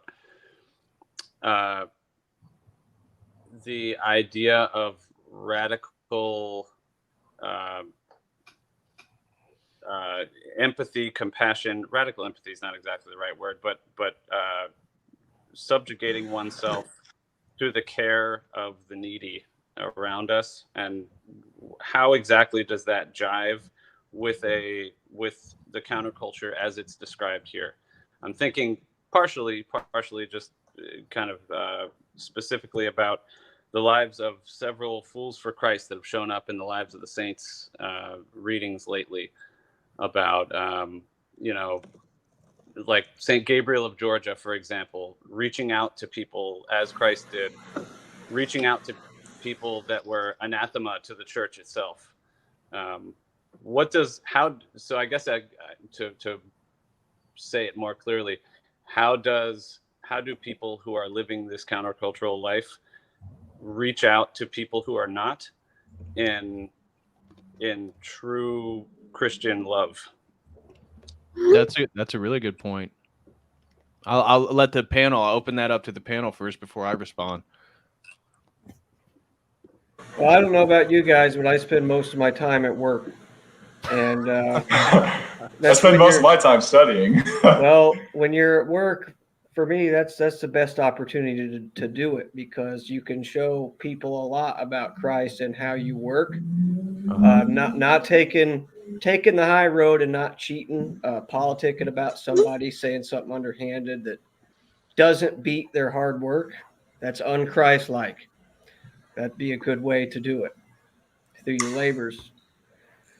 I think another great way, if I might add, to it can be as simple as just helping put out candles at the church during the liturgy. At the end, we always blow out all the candles, and I help stomp out the ones that are burning down so that they don't burn into the sand and become a potential fire hazard or just make it an inconvenience. Because if you don't get them until they're all melted together there at the bottom, it's one, it's my spiritual father's pet peeve, and two, it's kind of rude that the clergy are up there having a nice, beautiful service for us, and someone can't be bothered to just come over, grab one of the candles, and tap, tap, tap, put it back, and then go back to where they were. And little things like that, or just you could help set the food after the service, or there's just so many little things you could do at church to do that. And heck, you could extend that to greater society. Can we please bring back putting your shopping cart up? This is the baseline, the benchmark for what makes you a decent person. How we always talk about be a decent person? That should be the standard. There was a whole conversation about this on, what was formerly known as Twitter. Now it's X. But Mike Cernovich made a big kerfuffle about how people who are obsessed with people putting their cart back in the parking lot have never had children. They don't know what it's like to have a a crying child when they need to go put the cart back into the rack where all the carts are. It takes you And 30 seconds. I know that's what my thought was. I didn't get into it, but it was funny because everybody was. This was a divisive topic because so many people are so annoyed by people, and I am too. You go to park in a parking spot and there's a cart right in the middle of the parking spot, Yep. and it is. To me, it is indicative of the breakdown in society, because a functioning society, you do things not just for yourself, but for the next person to come. And so the idea that nobody's thinking about anybody else, but only of themselves, this is a narcissistic culture of commodification, consumerism, pleasure seeking, hedonism. This is American culture. Exactly. And so there's no room in that for somebody to, be consciously curating spaces that's not just for themselves. What's the old saying? If you the best time to plant a tree was 40 years ago, or that you plant a tree so that the next generation can appreciate it. And you go to an older culture like Greece, although Greece, I was just in Greece, they're struggling with their own problems because of globalism, and their culture's wanting to become more Western, and they're losing the Orthodox gold that is right there in front of them. But you go there and it's an ethnic homogeneity, but they are still doing that. They're still doing things and keeping keeping things going forward because they're concerned about who's going to come after them. And in America, it's so heterogeneous. It's so diverse.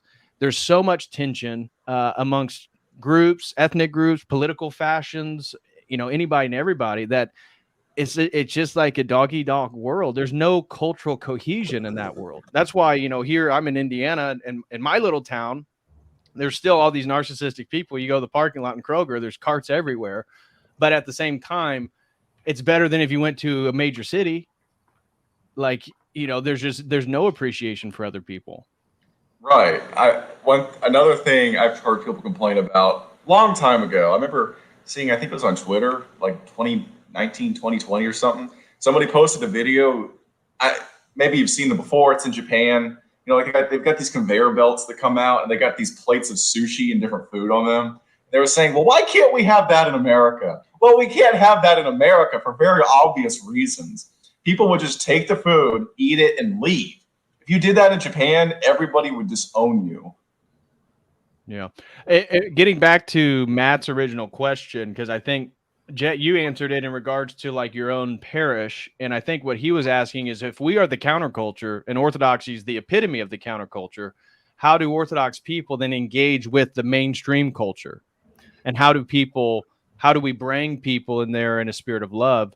And I think that's a really difficult conversation because of the way identity is formed in America. So if we're going to reach out to, which we should be doing, the trans community or people of the LGBTQ or, leftist Democrats or whatever it may be, I think being kind, being patient, and allowing them to speak. I think one of the big problems here in the country is that nobody wants to allow somebody to voice an opinion of opposition. And I think that's one of the things that I think a strong Christian faith allows you, is that somebody can say something in front of you that you disagree with, and you can let them keep speaking. You don't have to shut it down right away because it offends you, because your identity is built on rock. It's built on Christ. And so allowing people to speak, allowing people to voice their opinions, no matter how nonsensical it may be, and being a good example. But then also, where I was getting back to the identity thing, it's like we call people to the church, but they have to change. Christ called the harlots, the prostitutes, the tax collectors, the thieves, the lower rung of society, but you can't stay there. You can enter the church from that position, but you can't stay in that position and continue to enter the church. That's a no-go. And so if your sexual identity is the sole basis of your identity, that's a difficult one to straddle, because when you're talking about somebody's, hey, we understand. Okay. Yeah, that's fine.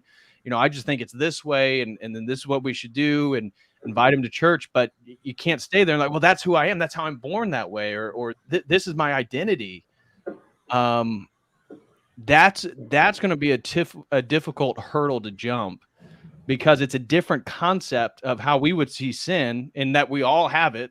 And so whether you're a homosexual, you're a drug addict, or you're a narcissist, you like to berate people, whatever it may be, we all have our sins, but theirs is their identity. And I think that's the trick of the devil, is he's got people to view whatever their addiction is, whatever that is actually dragging them down, becomes their identity.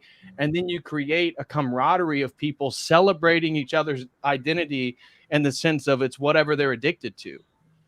I think. Yeah, I've actually, if I might interject now. Go ahead. Okay, thank you. So I was thinking about a better, proper response to the question at hand while you were talking, and two things came to mind. One was the story of, I believe it was St. Moses the Black. He used to be a bandit, a brigadier. He did all sorts of awful things to people on the road. And one day, him and his little group of bandits, they held up a Christian monk. And how did it go? I believe they took everything from him, but the monk came up to him and gave him a ring or some other piece of jewelry. And he said, "Here, you forgot to take this."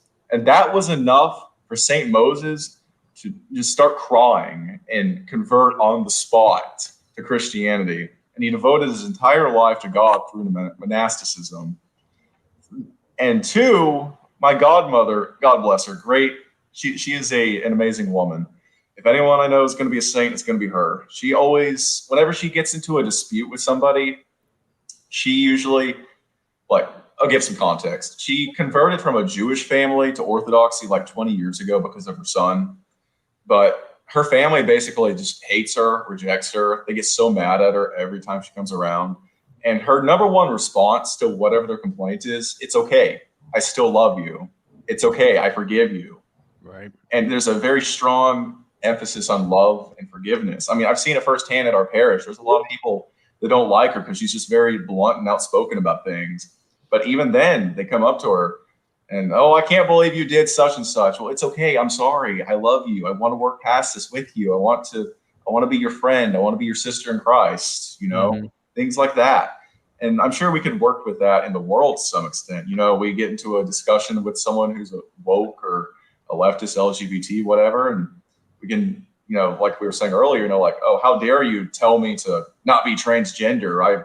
My brain was made this way." And if they've already done bottom surgery or tops, I mean, that's a difficult conversation to even get into, because so much is invested in that identity, right? It's in a crisis of identity, and that's the whole thing about this hedonistic, consumeristic culture we live in America. It's that everything's mutable, and therefore you can create everything, and there is no sense of providence. Maybe God, maybe there is a God, and maybe God wanted you to be in the family that you're part of, and maybe he wanted you to be the sex and gender that you were born with. But I don't know exactly how I would engage a transgender. My priest, we have a open, I forget which day of the week it is, but our church just opens itself up, and we have food and stuff, and anybody who's homeless or in need can come in and get a free meal. And my priest, who's 90 years old, he said, I was sitting there and a man came in who clearly was dressed in a mini skirt as a woman. And he's like, he spoke like a man. And he said, he just sat down in front of me and we started having a conversation. He never addressed the fact that he was clearly a transgender. They just started talking about what the Orthodox Church believes in, and how we understand Christ and in history. And I don't know exactly how you go about having that conversation with somebody who's already done hormone therapy, surgeries. That's a fine line to walk. If I may, I feel like that's someone probably more spiritually mature than everybody here put together, or somebody who they themselves had to overcome that sort of sin would be able to do. Right. Because I don't know who it was, a friend a very long time ago made a very good point that we're probably going to see a lot of ex-transgender Orthodox Christians, and some who might be saints one day, who could lead these people by example. Very much so. Very much so. And I've met multiple homosexual men that are now Orthodox Christians that have, again, they've repented, they gave up the practices, so they're not engaging in that stuff anymore. And so, the ultimate example from a Christian perspective is to be the example. And that was kind of what BSS TV was talking about when he was talking about work. That's kind of what Jet's talking about, being at your parish. And that's where humility, because what you're getting at with the girl at your church who has struggles with her family and is telling everybody, sorry, I still love you, is I think about, my favorite saint who was instrumental in bringing me to Orthodoxy, St. Maximus the Confessor. And, the story, if anybody's ever read his life story, it's incredible. And the point where he has been fighting the monothelistists, arguing that Christ only had one will, there's two natures, one will, that he was basically brought to Constantinople. And this was a series of persecutions because the patriarch in Constantinople and the emperor were against him. And he's brought to Constantinople. They're told him to stop, promoting diatheletism.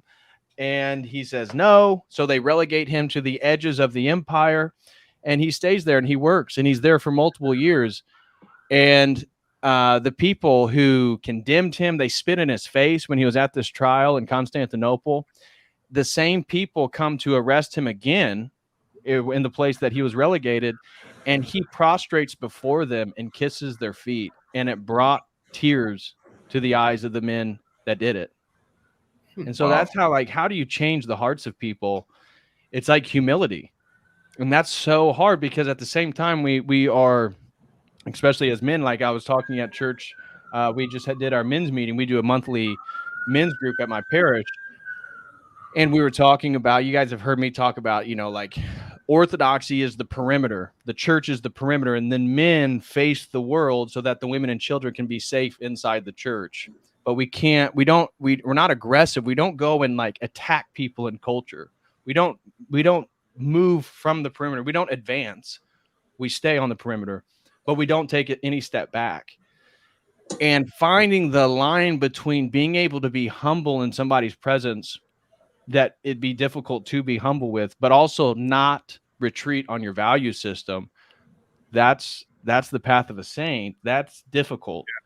I would disagree. Go ahead. I would disagree, David, because I do think that we are to move into the world, like in the same way that Christ goes even to hell to rescue the people that are there. Like I don't disagree at all with what you said about humility. I think that's very. I agree 100% with that. I'd say that you have to treat orthodoxy as a gift and not be like the older brother in the prodigal son story, because the older brother doesn't like he's not happy when his younger brother comes back to his father's house. Like he's actually a little bit envious that his father is giving his little brother favor despite doing all those things that he did wrong. And I think if you treat orthodoxy as a gift properly, then you're not going to try to force the other person into something that they do not want to do. Like you're trying to in a way be respectful first of your own like religion, and also respectful of the other person in the sense of you not needing the other person to become orthodox, because it actually does not affect your salvation at all. If you argue with someone because you need them to think like you, I think that you're like the older brother that is actually feeling threatened by the other person's sin. And to go back to the point that Jet made, I think that that's actually the whole point of that humility that that the story you told reminds us of giving everything, literally everything. Here, this is the last bit of me that you haven't taken yet, and I'm giving it to you willingly. And I think in that sense, if you manage to not betray orthodoxy without and you have an honest heart of not trying to offend the other person, which I don't claim I do. Like I'm probably the worst here about that. But if you're honestly like, probably the other person will like hear that out. Like they will sense that, and like we talked about before politics, and I think some people are able to sense that. Like the libertarian candidate that won, he's like an anarcho-capitalist, and I don't think nobody, like most of the people who voted for him, they don't have the same ideology. I voted for him. I'm obviously on the opposite spectrum, but when I hear him, I hear a man that is willing to die for his people, and that is something that cannot be faked. That is something that cannot be constructed, because it's something that conforms to the law of God, which is love. Yeah, just to clarify, I didn't mean we don't go into the world. My point was we don't attack people, because this is a difference between like what was the church that would was it the Westboro Baptist Church that would go to homosexuals that died and then yell, you know, God hates fags? That's what I meant, in the sense that we're not aggressive with the faith. We're receptive, but we don't take a step back in regards to the values. We don't accommodate to the world. And so I feel like, based on your response, I fully agree with you. I just want to make sure I didn't, if maybe because somebody else may have thought the same thing based on what I said, that I agree with you. And yeah, I don't want to be the older brother regards to the prodigal son, because I'm the prodigal son. I've left. I've gone on my anatheistic return. When you leave God and then come back to God after your own voyage, that is the prodigal son. I did that. I did all the things I wanted to do, and then I came back. So I'm very receptive to those people. I don't know how to engage with everybody, and not everybody's different callings. You know, on my heart, I feel like my heart is really geared towards young men, like 14 to like 24. Those are the ones that I want to talk to, and I want to help. Then that just feels like that's what's on my heart right now at this point in my life. And so, yeah, I agree everything with what you said, Ivan. If I might say something, I just wanted to say I need to get going. I need to go study really soon, but I just wanted to say thank you for having me on here tonight, Patrick. And I thought I'd just plug real quick. I have a YouTube channel. It's the same name, Jet Shanghai, and I did a video essay about Assassin's Creed. If anybody out there has played it, it's very popular among Gen Z and millennials. It's extremely anti-Christian, and most people would not realize that unless they really delved into the lore of it. Yeah. I thought maybe did you get into that Assassins, and did you get into the whole Islamic assassins and the Assassins, the guys that were smoking hashish, and they were the Hashashins? Yeah, I didn't really touch on that so much. I just touched on how it's a very blatantly anti-Christian video game series. I mean, there's just so many things I go into with my video. I actually deliberately cut it short because it was my first ever essay, and I easily could have made this 90 minutes, but I made it more like 40. But I would love to make more of those in the future during the summers and after I graduate from law school. But just thought I'd give a real plug to it real quick. I'll put a link to the video in the chats, and I just wanted to thank you for the opportunity. Sure. Tonight. All right. God bless you, brother. Take it easy. You as well. Please pray for me. Law school's tough, and I'll try to pray for you guys. Yeah, please do. Life is tough. Will do. God bless you all. God bless. Bye. Take it easy.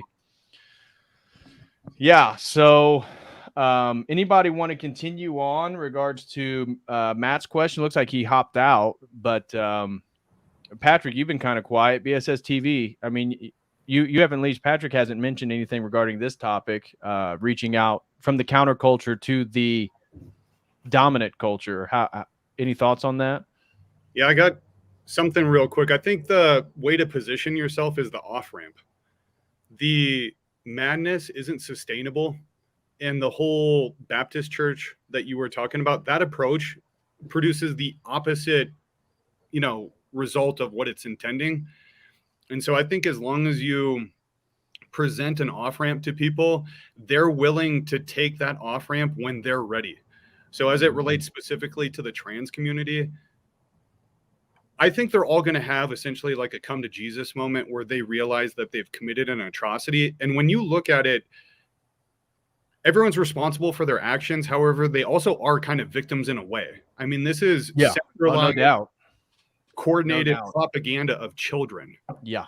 And so I think you need to kind of have discernment in who you're talking to, because I've interacted with a few people that would identify that way. And you got to discern real quickly of like, is this a kid that's just lost and broken and kind of being taken advantage of? Or there are some that I would argue are demonically possessed and they're very aggressive, and the way in which you interact with them is going to be different. But for the vast majority of them, you're just maintaining boundaries. You're not compromising anything. And you're just saying, hey, like, you're more than this. And if you're kind of like interested in learning more, you're more than welcome over here. Yeah. Go ahead. Sorry. No, you go ahead, BSSTV. And were you changing topics, or was it on the same topic? It's a little bit on the same topic. I was talking to a guy that he asked a question on Quora. Why do you think most people reject Christianity are atheists over Christianity? No, sorry, backwards. And I said because often the atheists don't offer a better solution than Christians. Yeah. They don't. And I wanted him to know that, because that's the truth. That's what stops me from going back to atheism and hedonism, is the realization that atheists aren't handling anything better like they say that they do. They're really not. Yeah, I don't think atheists don't really have much to offer, and their worldview is basically falling apart. And an atheist really can't make a critique of the way that the world is now. So if you feel frustrated or disenfranchised in the contemporary moment, atheism isn't going to be a way out. Atheism is just another path on a step further towards, I would say, nihilism, and just a total rejection of value, morals, any sort of meaning at all. Andrew, what's up, brother? Well, a few things. The first thing is I got to get you a dono chat link just so that it's easier for me to donate to your stream. Yes, dude. Just so it's easier for me to donate to your stream. So I'm going to do that tonight. We've been talking about that. I definitely I'll do that tonight, because man, using Stream Elements is a pain in the ass. Yeah. Anyway, I just wanted to pop on for a second, if you don't mind, and shamelessly shill. So tomorrow, me and Jim Bob doing a crossover stream. We're going to have a pizza party. So I had a guy who came through the other night and he donated $8,000 to the show. What? Yeah. Dang, bro. Yeah. Donated $8,000 to the show. Jeez, so you better give me a dono chat and send me some of that. I bought me I had the computer fund up, and he just like, I saw that. I saw your community post. I wasn't able to check the stream. Yeah, it was awful kind of him. So we were able to help out quite a few people in the community, because that was way over what my goal was, right? So we were able to help some people out with some stuff they had going on. But the other thing we're going to do is we're going to do a pizza party tomorrow. And so what I did was I got a bunch of prepaid gift cards, and then we're going to give them out to different members so that they can order pizza on the live stream. So if you guys want to get in on that, you're welcome to come over. Okay. Word. Yeah. Yep. But the rule is, if you get the pizza and you get the 6-pack, you have to give the Owen Benjamin sign with the 2 fingers together, or else it's just not even worth it to us. Signal? You have to give the bat signal. So anyway, I just thought that I would do a little bit of shameless self-promotion. And then, what's your thoughts on the topic today? Well, so to be honest with you, I jumped in the stream late, man. I was really thinking about maybe I could bullshit my way through this. I can't, though. I came in too late, so I don't know what you guys were talking. What were you guys talking about? What is the modern counterculture in 2023? And basically, I already know your opinion. I made the argument that orthodoxy was the epitome of the counterculture, but then talked generally about anti-jibby jab, pro-patriarchy, traditional Christianity, nationalism, raw milk, homesteading, marriage, many children, pro-guns, and anti-war as a character of countercultural values in 2023. Well, I think you're missing a really big one, which What's is that? the shift in male and female dynamics, which is now being talked about all over the place, and it's a conversation ahead of its time. So there's some states that are actually pushing in their legislature to get rid of no fault divorce. I don't know if you knew that or not. Ooh, I did not know that. And this is What states? the grassroots. You know what? I just got the story up. I don't remember, but I'll send it to you. Okay. But they're just now beginning to formulate legislation to get rid of no fault divorce within those states. And that's going to gear up to a Supreme Court fight. And the Supreme Court has essentially signaled that if it does get up to them, that they're not going to enforce no fault divorce, but instead leave it up to the states via the 10th Amendment. And that'll be a huge game changer. And so this kind of massive conversation, which has happened around male and female dynamics over the last, roughly 3 years online, when it really started to pick up in the last year, especially, seems like it's bearing fruit. And so I think that that's a major component in the shift of women looking at a patriarchal structure, whereas before that was kind of modeled as being some kind of like fascist dictatorship. Now it's being modeled as, well, that's kind of what my parents had, right? So I think that's an interesting dynamic people aren't really talking about yet. Yeah, I kind of couch that in the pro-patriarchy, traditional Christian values, marriage and children. But you're right, talking specifically because one of the things that we brought up today was how many people that are left of center have countercultural values, though they're still part of the normative cultural narrative. So like the jab would be one. I know many people that I'm friends with that are like new age, hippie, okay with a lot of the sexual stuff going on in society.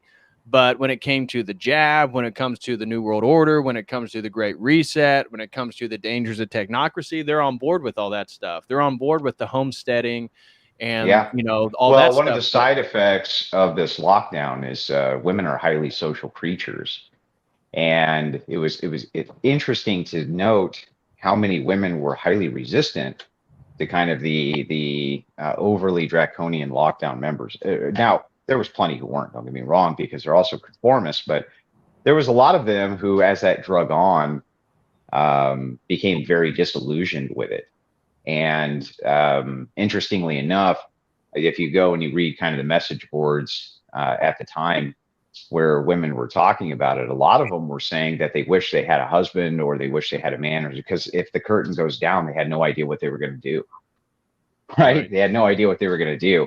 And that's still pretty fresh in people's minds. That didn't happen very long ago. And it only really lifted because people just began to ignore it. They were just like, yeah, you know what? We don't care anymore. They just kind of reached a threshold, but there was never really an announcement like this is done. Everybody just went, go to hell, right? We're just not going to do it anymore. So I think that the stage has been set after this abortion banning at the Supreme Court level, that if the no fault divorce is challenged in the Supreme Court, I think that they'll leave it up to the states, and that single act may increase birth rates drastically. So it's something to keep an eye on, Yeah, I think that's a great point. And I mean, with what's going on with the indictment of Trump, it seems like states are going to need to become more stern on the unique values that their states are going to represent. So here in Indiana, for example, I'm really pleased with some of the moves in regards to like digital currency. So Indiana and Tennessee, and I think Florida has banned CBDCs, whereas the next state over, Illinois, is promoting CBDCs. The idea of child sexual surgeries, transgender surgeries, our state has banned it. Illinois has lowered the ages and made it more acceptable. I think there's like 8 years old or something. So it's really interesting because, I mean, obviously the demographics, other than Chicago, pretty similar between Indiana and Illinois, but the states as the institutions are very much different. Well, so try to understand on the mass political scale, the way that I see it anyway, the trans agenda has mostly stalled out. They don't have a place to go with it. Yeah. So post the kid fight, which will largely be left up to these individual states, And a couple of examples will be kind of made for international outrage. But largely, the LGBT community has really paid a hefty and steep price for their overt support of the transgender agenda. Yep. We see this in the backlash which happened with Dylan Mulvaney and Budweiser. Yep. But you're seeing that bleed over into basically anything that particular community seems to want to put their hands in. People are willing to blacklist it and get rid of it and this kind of thing. And it's the first time that the LGBTQ agenda has really stalled out in my lifetime.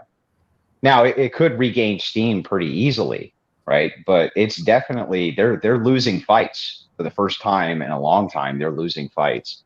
Yeah, I agree. I think this summer it was the first time it was palpable that there was a normie resistance to the LGBTQ stuff going on in the culture. Again, just normal people, day to day. Even from gays themselves, they were pushing back against it. Yeah, that one is. I've seen like the gays against groomers and all this stuff. I know that they have been outspoken, but I'm skeptical about the whole.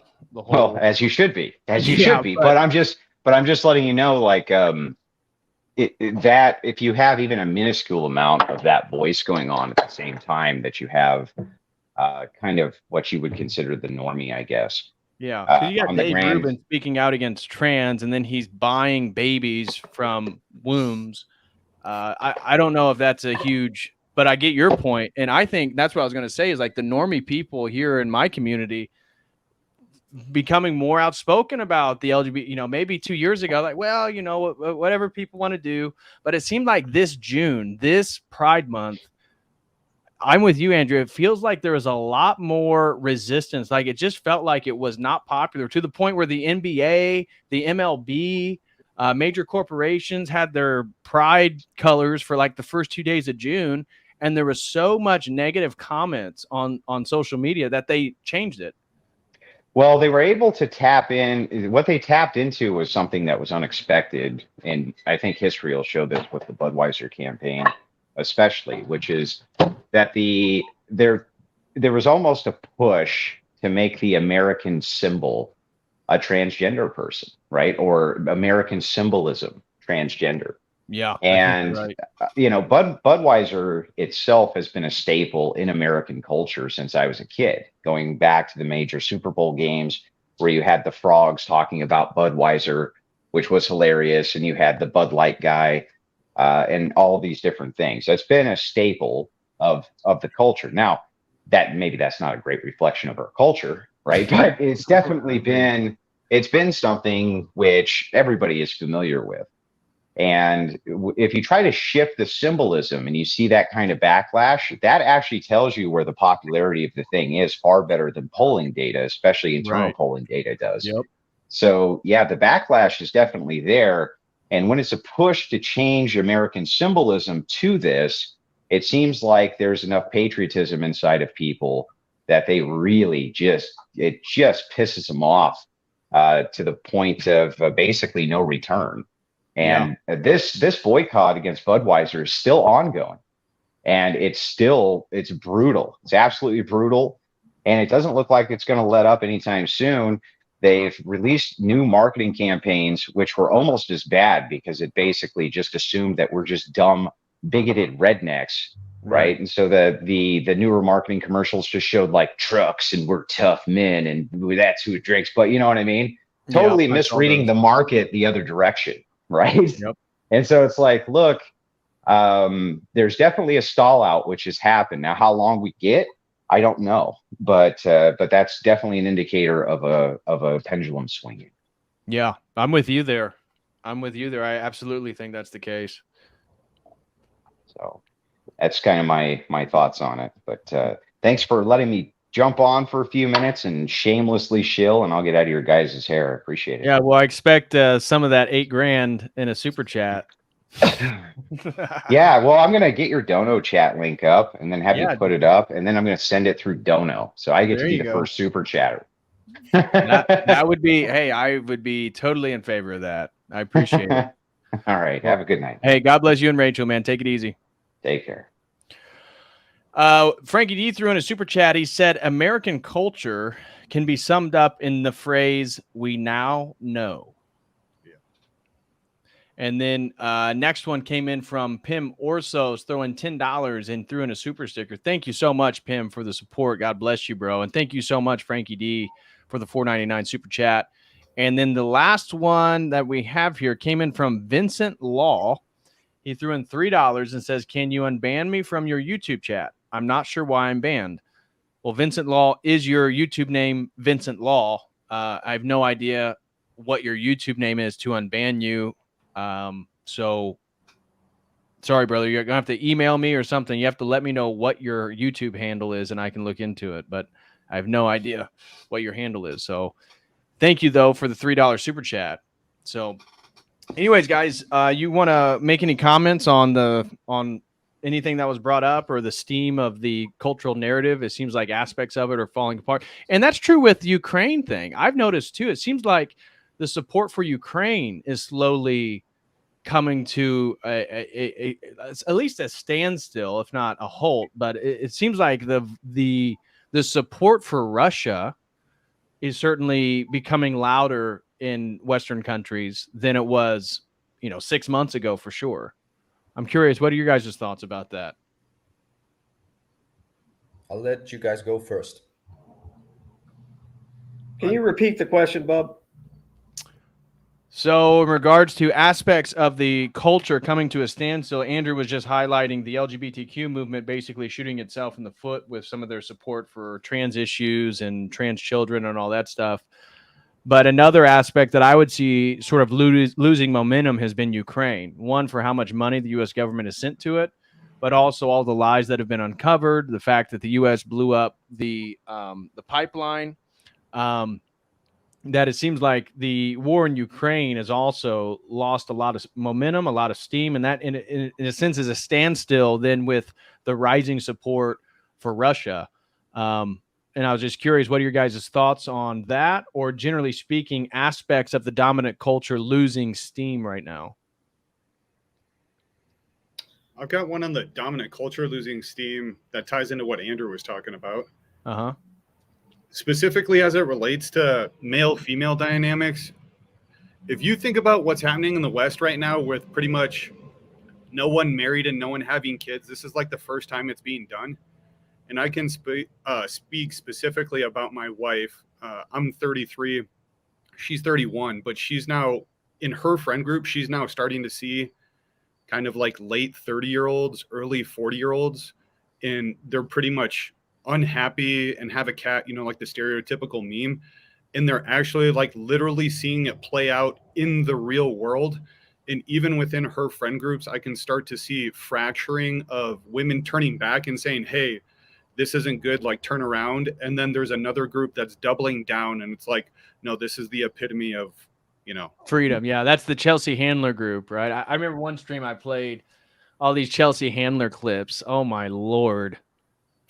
Yeah, that's pretty crazy.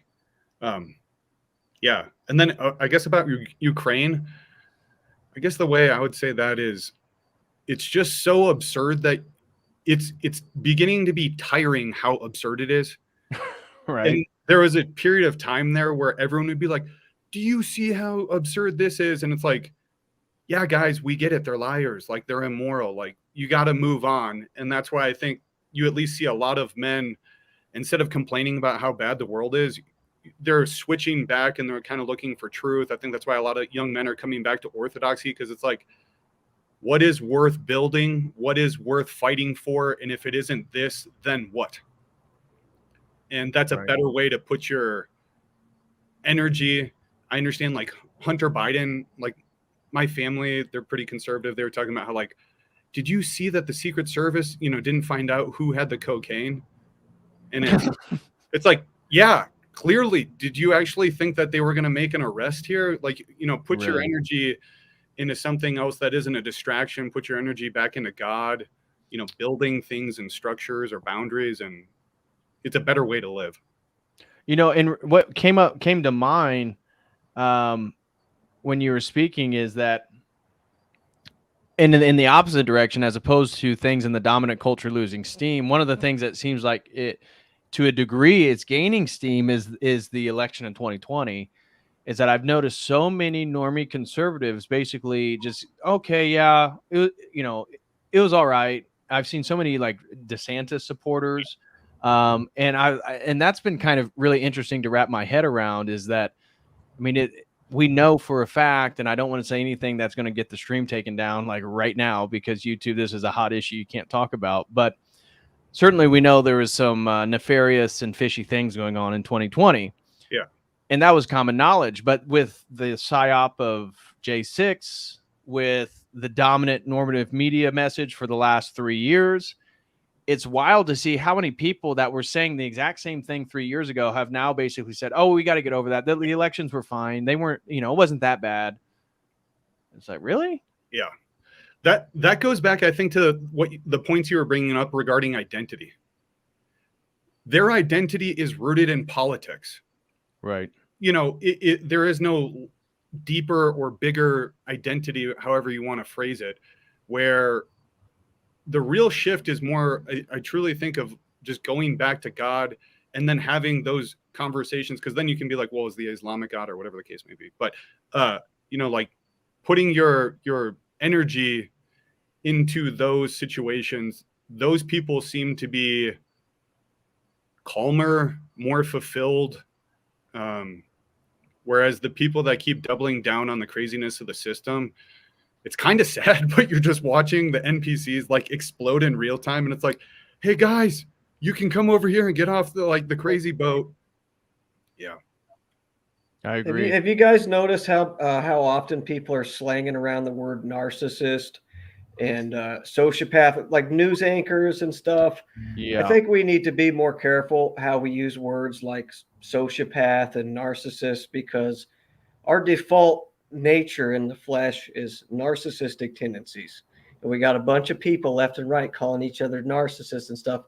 That's got to calm down a little bit before we do anything, because that's what we're trying to live in spite of anyway. That's baby Christian stuff. Yeah, in the flesh, we're all narcissists. Like, what are you trying to say? It's stupid. Some of these news anchors and stuff. BLA, what's up, my brother? Yo, what's up, everybody? What's going on? Great discussion tonight. Love the comments. Yeah, it's funny you bring up the terms. I think what actually happens with that is that people use the terms accurately, like they're supposed to, and then there's this influx of activity that reflects those things, and then way down the line, the MSM picks those things up, and then they kind of push them right back in your face as if they have no meaning.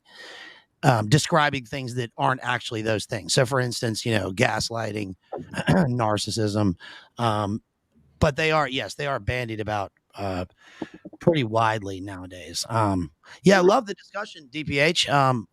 Culture. What's your thoughts, man? Culture. Well, you brought up McGowan at the beginning of the stream. Yep. And yes, and Weird Scenes Inside the Canyon. And I think that that's the book to bring up when discussing the counterculture, especially in the 20th century, because he, really hits the nail on the head as far as culture creation, Tavistock, and the sort of synthetic, way that these things came about, especially post-war. I also agree with your points. I think that, the counterculture now is, even the term itself it's kind of it's not weaponized, but it means a specific thing in a specific time and place. So that if there is a counterculture now, it is certainly what, in a way, the original counterculture was railing against, which is tradition, Christianity, religion, tradition, family, education, because obviously those things they run counter to the norm now, which is so strange that we live in this completely inverted world of, values. You guys were just talking about truth and, identity, and those are loaded terms. Identity is, it means whatever you want it to mean. It's who you are, what your feelings are, and what they represent. So I just wanted to chime in with that. Yeah, I couldn't agree more. Yeah, I wanted to add something, connecting both questions. the last two. I think that what we can do to influence culture is to become the best versions we can and to express Agree with that. orthodoxy, which sounds very basic, but like I want to go into the sexual dynamic aspect. Like, for example, I do some things that are right and some things that are wrong. Maybe you can tell me if this is wrong, but I've refused to date girls above 25. I'm 29. I refuse to date girls above 25. And the God's reason, going to give you a 28-year-old. She's going to be everything you want, and it's going to be 28. Be careful what you say, man. I'm telling you, God's got a way for that. I'm open to that, actually. Right. But it's good to have standards. You got to have standards. Yeah, definitely. Like I always value more like Orthodox Christianity, but I would accept like a I don't know, a Catholic or a Protestant girl, but that's neither here nor there. What I mean to say is like feminism is gonna eventually hit the curve because these women are gonna hit the wall, and they're gonna realize that they did everything wrong, and they can double down or not, but it doesn't matter. Like the only thing that matters is that we become admirable as people, and that will eventually flow out. And if you're the right example for somebody else, like we as men, at least we're supposed to be the spiritual leaders within our own home. So first of all, let's become admirable. If we're not worthy of being followed, then why would we want someone to follow us? That makes no sense. And in that sense, maybe we can do some evangelization through marriage, like maybe marry outside of Orthodoxy, because at least from my own experience, Orthodoxy itself is not as solid as it could be because it's being influenced by the culture. So I'd rather take a Catholic girl that is really based than an Orthodox girl that is kind of lukewarm about her faith and buying into every like modernist notion. Like, for example, I dated this Orthodox girl that she wanted to work for the UN. So like I told her, look, you're wanting to become a part of the global system, and you want to be a lawyer and this and that. I couldn't care less about any of that. Right. Like, I'd rather you be 4 years younger than have you 4 years in school to have you believe yourself that you're smart just because you paid for a degree. Like, that doesn't sound smart to me. Like, if everybody goes to university, the worth of the piece of paper is null. So I'd rather you dedicate yourself to something that I find worthwhile too, or not. You can go your way, and like those who will feel offended by that, let them go. It's like, why should I care what the wine mom thinks of me? Like, her cats hate you, bro. They'll eat you. No. Dude, she had front row tickets to the Nickelback concert, man. I mean, that wine mom really liked you. She saw something in you, and not as much as Chad Kroger. No, she was the 48-year-old at the Taylor Swift concert, actually. Oh, snap. No, it's a good point. And, I ran into that as well. Glory to God that he gave me my lady. But finding somebody with, the right values that may or not be explicitly within the Orthodox Church is more important than somebody within the Orthodox Church. And certainly in regards to global happenings in culture is a huge one. So I've met plenty of women who are vocally, even online, I'm not going to name any names, but they have online followings as an Orthodox trad girl, and they are very feminist tendencies when you meet them in person and talk with them. And so I would highly recommend being with somebody, even a Protestant, even an evangelical. Like, I've met many evangelical girls that were still virgins that were 22, 24, very pretty girls. So it's like, yeah, I disagree with their theology and the church they're part of, but they're living their values a lot better. And that's, I mean, in that theosis. So that's the whole kit and caboodle right there. But yeah, for sure. I don't know about y'all, but I find that the gateway to that whole thing is when you're talking to, you meet a new lady, and the gateway to all that is the abortion issue. Oh, and, that's a good one. Yeah, that's a good litmus test. It really is. And so the sooner you just drop that in, and then because of course she's going to ask you, what do you think of that? And you just straight up tell her AJ style in a gruff voice. And so then she doesn't know if this is, if you're being ironic or not, but you give her a Chaz Manson stare. And this is bad advice. Don't do any of that. But seriously, it is a good litmus test. So common. Yeah. Hey, BLA. So I'm curious, you just joined.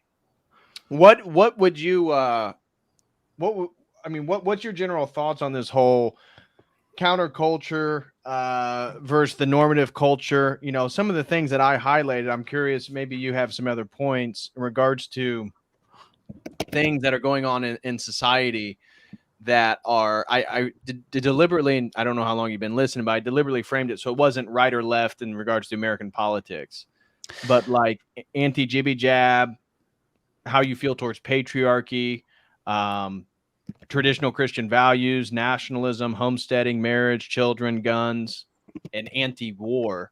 Anti-war was the only value I could see that had commonality between the 60s and today. What are your thoughts? Because you're pretty versatile, astute gentleman on history and culture. What's your thoughts on all that? Are there values that you would say that I didn't mention that you would say are countercultural today, or what are your general thoughts on everything? Well, first of all, I've listened since the beginning because I'm an autist Spurg, and I always listen to DPH, Church of the Eternal Logos, from the beginning. So everybody, make sure you smash that like out there and share this. But no, God bless you. When you said, about, first of all, you brought up the term culture, so I was thinking, Jordan Peterson voice depends on what you mean by culture. Yeah. And so, culture, I guess in the Greek, comes from the verb, right, to cultivate. Right. So it's tied to the land. And that's the way it usually is with our etymology. I mean, poetry verse is the same. It's tied to land. So to cultivate, they're dropping out. To cultivate, right, means it's interesting that you brought one of the first things that you brought up was, homesteading and owning land, and how that in a way that is a countercultural activity now.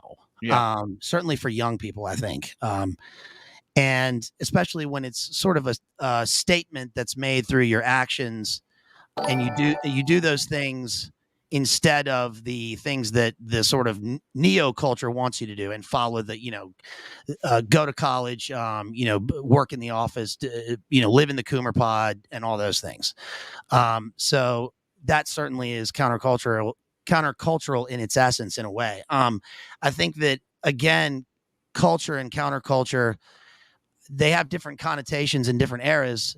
So McGowan, is great and points out that the 60s counterculture arises as a result of a reaction against the wartime parents and the sort of strictures and, all the rigidity of society that they see, and sort of, pro civil rights, anti-war, all these things. But, I think you were absolutely correct when you pointed out that generation has become that's the status quo now. They are the ruling class, at least in terms of thought and, jobs now. They've certainly taken over institutions. Absolutely. And even the institutions that you would have thought that they would have railed against, especially things like technology. And the military. And the military, which is very strange. But we see that now in sort of all aspects of life. Society is certainly boomerized in many ways, if I can use that term, I guess, loosely. Culture, I also think of culture in terms of how this meanie man Goering sort of defined culture during World War II in that country in Europe. And he said this, this sort of infamous quote. He said, "When I hear the word culture, I reach for my revolver, or I unstrap the safety on my Browning." But that's interesting because that was one of the driving forces of that whole movement, was the idea of folk, or the Volk, or, the people of that specific country. And that's tied in with, again, the land, antiquity, and civilization. Right. So those are things that especially the United States struggles with, because we're not that old and we're sort of created by these groups at a specific time. And that is why globalism and the United States are so intertwined. I think that the your European experience and seeing all the teenagers and TikTok, and how like teenage culture is now democratized. It's just the same everywhere. Yeah. And I think that's absolutely valid. That's a new phenomenon, and it's something that was intentional. That's one great example of globalism IRL. And I think that it's hard to define. I heard someone say kind of wisely one time that American culture has only given the world really two things. They said the seersucker, the fabric, the jacket, and jazz. And it was like a weird statement, but it was really true in a way, because you compare that to other countries and other cultures and the sort of depth of what they've given the world, especially, even in Western culture. And it just shows our newness and our, commodity based our values, and whether we even have values at all. The automobile and the airplane, I'd throw that one in there. Yeah, well, Yeah, it was tongue in cheek, but it's a good point. It's incredibly an Orville Redenbacher, the popcorn guy, making the hey, he's a Hoosier, bro. Back off. No, so is Chuck Taylor. No, I mean, yes, and those two things also are like two of the driving forces of modernity and industrialization in the 20th century, and that's it is what it is. True. I guess the question is like, what do you guys think? I'm going to throw it back to you guys on the panel. Do you guys think that culture, at least in the United States, is dying or dead already, or can be revitalized in a large sense now or in the near future? I mean, obviously, like when I look at society now, it seems to me to have all the hallmarks of the implosion of decadent Rome. Yep. So I'm just wondering what you guys think. My initial response, I'm sorry. Oh, I was just about to say, I think that YouTube and other places like YouTube has become so much of a scrapyard for older culture and stuff that we're just kind of spending too much time going through the old scraps because it's just there and available. And so, yeah, that's all I was going to say. My initial response to you, BLA, was in regards to the revitalization of a general culture across the United States. I don't see that happening to the same degree, although because of the cultural narrative being so forceful through the technology and through the social media, it seems like it's naturally through dialectics going to create an opposition. But my initial response when you were talking was that I think there's going to be a larger celebration of local culture. And when I was in Europe, one of the things that for those that were, let's say, red-pilled and based, one of the things that they did appreciate in America, and this was true everywhere I went in Europe, was, they also agreed with the problems, the degeneracy, the consumerism, the hedonism, but they also saw the willingness to like fight for values of certain values. So like the Donald Trump phenomenon of 16 was something that Europeans saw as like inspirational towards the pursuit of national identity. Also this movement towards like self-sustainability, homesteading, and homeschooling. See, in Europe, you can't homeschool. I think in the UK you can homeschool, but from my understanding, I know in Germany, but in my understanding in continental Europe, I don't know about maybe Greece or Eastern Europe, but you can't homeschool. I know in Germany, everyone has to go to the public school. And so this idea, when I was talking about my plans for the future, my ideal, this was quite inspiring to some Europeans because it was like it was more of a deliberate attempt to take your future into your own hands. And that is a very American idea. Now, it's obviously worked in the wrong way if we look at the other counterculture like Tavistock in the 60s. But when we talk about this counterculture, then how can the counterculture, Eastern Orthodox or Christian values, become something that can spread? I don't know. Maybe that is something that's possible in regards to young men, women, like becoming really outspoken in regards to their religious values and against this sort of global narrative. I still think, again, just look at like the state of Indiana, ban CBDCs. Show me a European country that's done that yet. And so at the same time, and I'm not saying that America's great or even the state of Indiana is great, but I'm saying there's still like the opportunity to resist what's coming, where and in a way it's the revolutionary spirit, but it's like, can we sanitize the revolutionary spirit? Because anybody who's read Fire in the Minds of Men by Billington knows that the revolutionary spirit has been also foisted upon people, including early America. But you can look at the French Revolution and all these communist revolution, all the Bolshevik revolution movements since then. This idea of inspiring young people to create a revolution. And in a way, that's what we're up against. The normative cultural narrative is a global revolution. And so then it's like we're revolting against the revolutionary spirit, and America's built on that spirit. And I think maybe that's why it's strongest here, if that makes any sense. Yeah, it does. And Patrick Henry gave his speech just right over there, give me liberty or give me death. And it's interesting because sometimes I imagine, like, if I were there and he gave that speech and I was a loyalist, would I just say, like, okay, well, death. I mean, it's easy. Like, you're revolting against this like 5-cent stamp.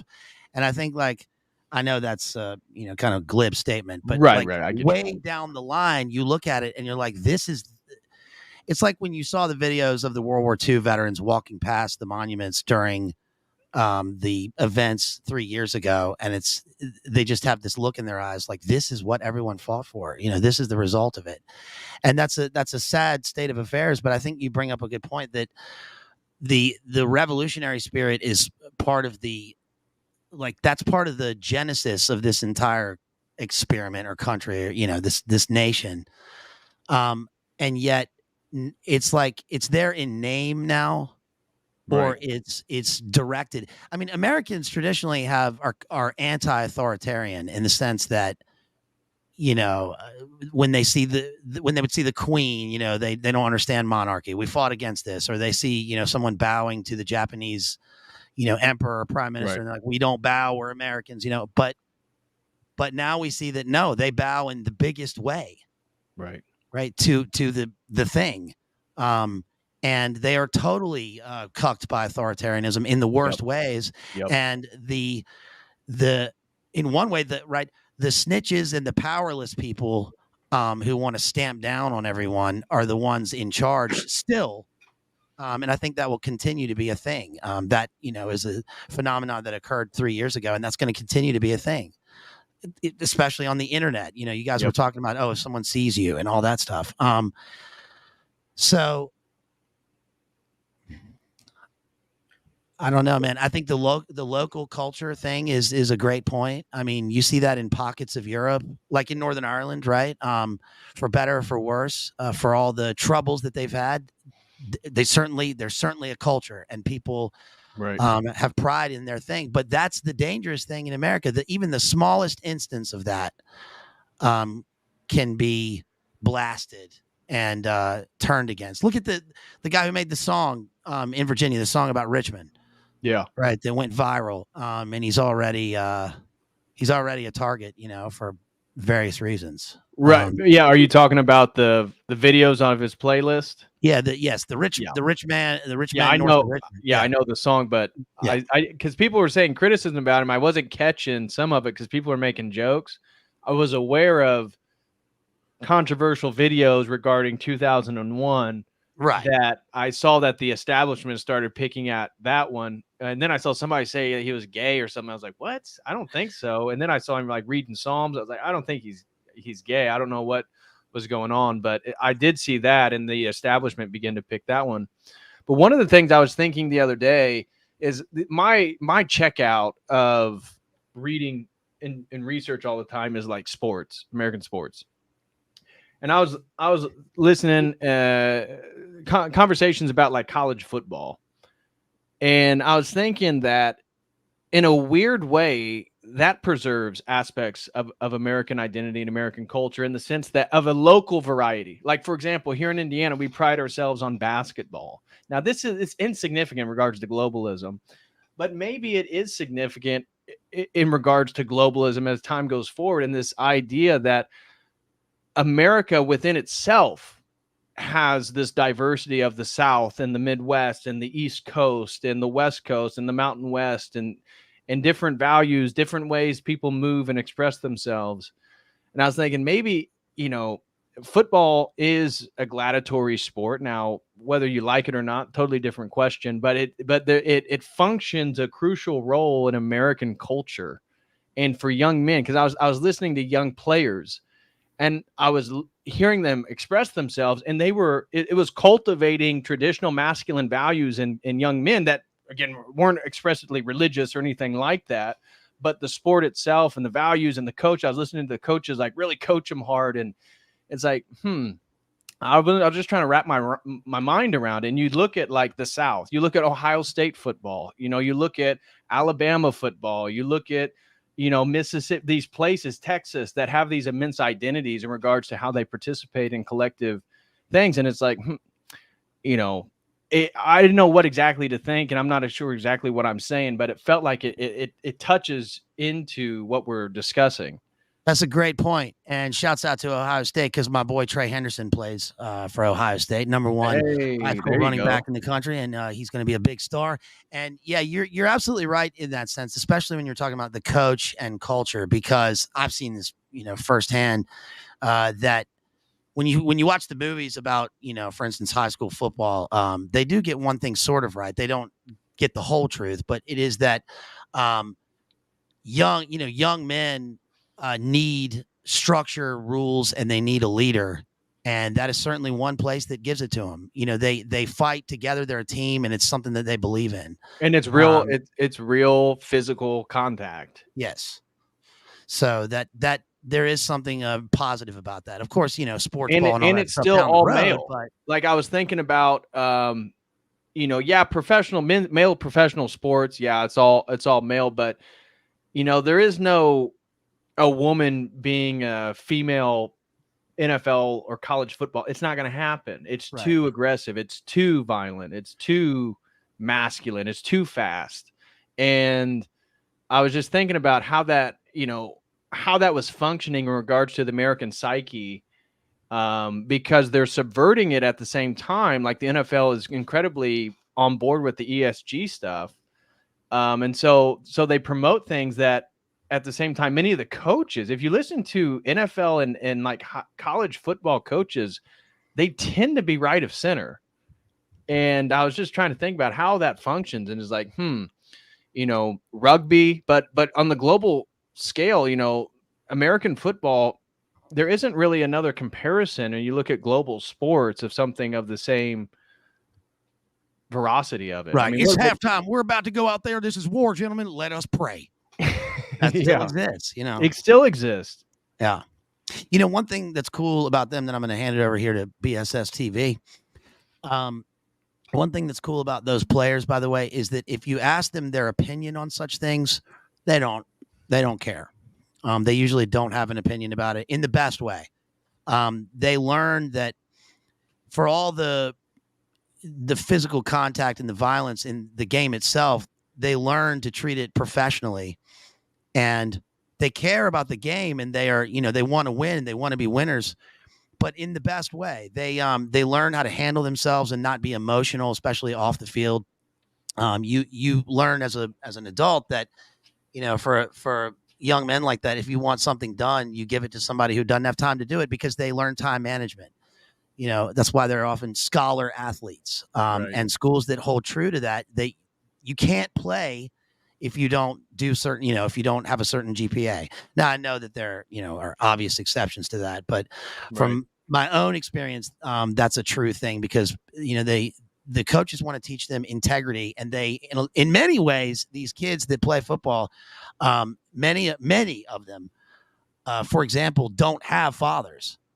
Right. And so the team and the coaches function as father figures in a way that they wouldn't get anywhere else. I know one of the linebackers for the Seahawks, and that was absolutely his story.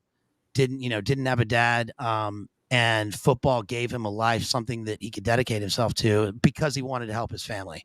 So that's absolutely true in terms of culture. I held up a couple of books here because I was looking for the word culture in some of these Roman texts. I was looking at Tacitus, because he talks about Cicero, and Cicero uses the word culture in one of the first instances, talking about Roman culture, which ties in with what you were just saying, the spirit of, manliness, virtue.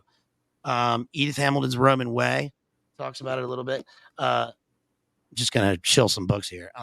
Gibbon's Decline and Fall of Rome talks about culture and the lack of it and what leads to the implosion. And then a book that I haven't read because it just got here today, my first edition copy of Chaos, Charles Manson and the CIA and the secret history of the 60s. That's right up your alley. Yes, it is. And this is by Tom O'Neill. So this is I've heard about that book. Yes, it's I need to get that. Would you, dude? You always get great deals at like freaking like garage sales. Where'd you get that at? I got them all on Jeff Bezos.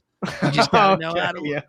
I don't always get them there, but you just gotta know how to look. This one was the first edition, very cheap in the used section, but I knew what to look for to get that particular copy. So nice. I wish it had come autographed. That would have been cool. But anyway, good to see you, man. I just wanted to stop in and say hello and say great job to the panelists in the chat. It's a great discussion, and it's one that, from an outsider here, it's a discussion where we use these words and we talk about culture and counterculture, but oftentimes they're misused and we never get to the heart of them. Our friends in our circles do, of course, but they need to be discussed more and delineated so that we can talk about what it means and how we're going to keep on living, I guess. LIVIN. So thanks, y'all. Appreciate you. Yeah. Well, thanks for hopping in, bro. I thought more people were going to hop on that might have been antagonistic to the premise because I'm streaming to my old YouTube channel, which is mostly leftist because it promoted psychedelics for so long. But I mean, everybody chimed in from the Church of Eternal Logos, BSS TV, my fellow Hoosier here. He was the only one that came in from that other YouTube channel. Yeah, I want to add too that I'd never seen any of your previous videos. I found you through just psychedelic stuff. So this is my first time being on here, and it's been pretty cool. I will be back. Well, good, brother. We're glad that you came on and you're able to voice your opinion. That's what we do with these open panels. I just now started streaming to that old YouTube channel to try to turn it into like a clips video and a lifestyle stuff to post other content. But it seems like even amongst the leftists or people that were, again, even in that audience I was looking at the comment section, and it seems like a lot of people are on this general journey of like, I hate to use like American political rhetoric, but moving towards the right, if you will, or moving towards a more conservative worldview where just like BSS TV, I mean, hedonism, psychedelics, drugs, sex, everything our culture offered us, we consumed in mass, through our 20s. And then it's like once we get into our 30s, we start looking at things, and it's the old saying, like if you're, what is it? If when you're young, you're a liberal, you have no heart. If you're old and you're not a conservative, you have no brain, something like that. That's it. So anyways, BLA, God bless you, bro. Thanks for hopping on, man. Wish you and the family nothing but the best. Peace, y'all. Love y'all. Peace. Take it easy. Take it easy. BSS TV, is there anything you want to say before hopping off? I'm going to wrap up this stream. Just us two Hoosiers, I guess. Yeah, it's 3 hours deep. I'm ready to get off here, but it's been good. Well, God bless you, brother. In the future, if you ever see another open debate panel, feel free to hop on, man. You don't have to agree. You don't have to be of same mind, but we'll always give you the right to speak in your time, and you can voice your opinion. All right. I absolutely will. You take care, Bob. Hey, you too. God bless. Yep. All right, guys, that is going to do it. I want to make sure I hit a few super chats before we got off here. I want to give a special thank you to Shame. Threw in $2. Thank you so much, Shame. He says, we get to make fun of drinking Bud Light forever. That is true. That is absolutely true. And I want to welcome John Wiley to become a YouTube COTEL crew member. God bless you, John. Really appreciate it, man. Thank you very, very much, brother. I really appreciate that. And everybody who signed up to be a COTEL crew member, please, if you want to support, the best ways you can support me is become a member. The best is my website, and you can do that through this link right here. We got 3 different types of memberships. If you'd like to sign up for a one-on-one session, you can do so with this link here. And if you would like to sponsor a stream, of which tomorrow night we're going to be doing a sponsored stream on John Scotus Irigena. and talking about his Christian Neoplatonic philosophy. So it's gonna be very in-depth philosophically tomorrow night. And we had one more over on Streamlabs come in. Vincent Law tipped in another $3. It says, my name on YouTube is Vincent Law. Well, Vincent Law, I just looked on there while some of the other gentlemen were talking, and I did not see your name on the list of people that are banned. But I can go back through once I get off here, and I'll give it a second check. But I looked while some of the people were speaking, and I did not see your name on the list. But again, I will double check.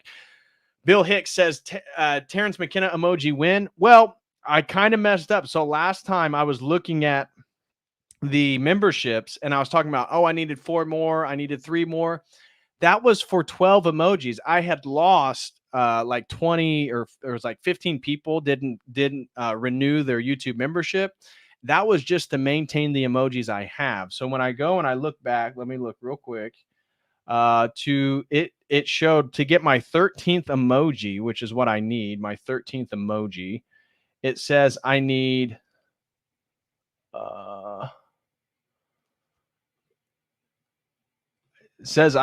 like 10 more people. So I'm going to need to see 1, 2, 3, 4, 5, 6, 7, 8, 9, 10, 11, 12, 13. See, I have 13 emojis now. I need a 14th emoji, and I need 2 more members just to maintain my 13 emojis. So people haven't renewed their membership is through gifting. When people are gifted memberships, they tend to not renew them. So I'm going to need like 20 more members so that we can get our Terrence McKenna emoji. And then I'm going to need people to keep their membership so that we can keep our 14 emojis. So I need to get whatever audience Andrew's got over there donating $8,000. And I saw somebody was gifting like 100 stream memberships. I need some of that. I know our fellow Irishman, Dr. Crispy Rothschild, he's excited for the John Scotus Regina stream tomorrow. We'll be giving a very special shout out to the Irish. So yeah, YouTube is grifting. COTEL logo emoji, perhaps. Well, Emmanuel, I have a COTEL logo emoji. Well, Emmanuel, but the one that I had waiting that I was going to upload was a Terrence McKenna emoji, which I already have made. I was going to upload it. Yeah, Bill Hicks has 400 plus gifted memberships on that stream. I lost count. I need somebody to come over here and gift like 50 memberships so that we can have multiple new emojis. Because I have a brand new Terrence McKenna emoji that I haven't been able to upload because according to what I just looked at right now, I need 2 more YouTube members to maintain my membership. So anyways, guys, I will be back tomorrow night for a sponsored stream. We'll be doing an in-depth analysis on John Scotus Regina's Neoplatonic Christianity. I will see you all then. As always, until next time, God bless.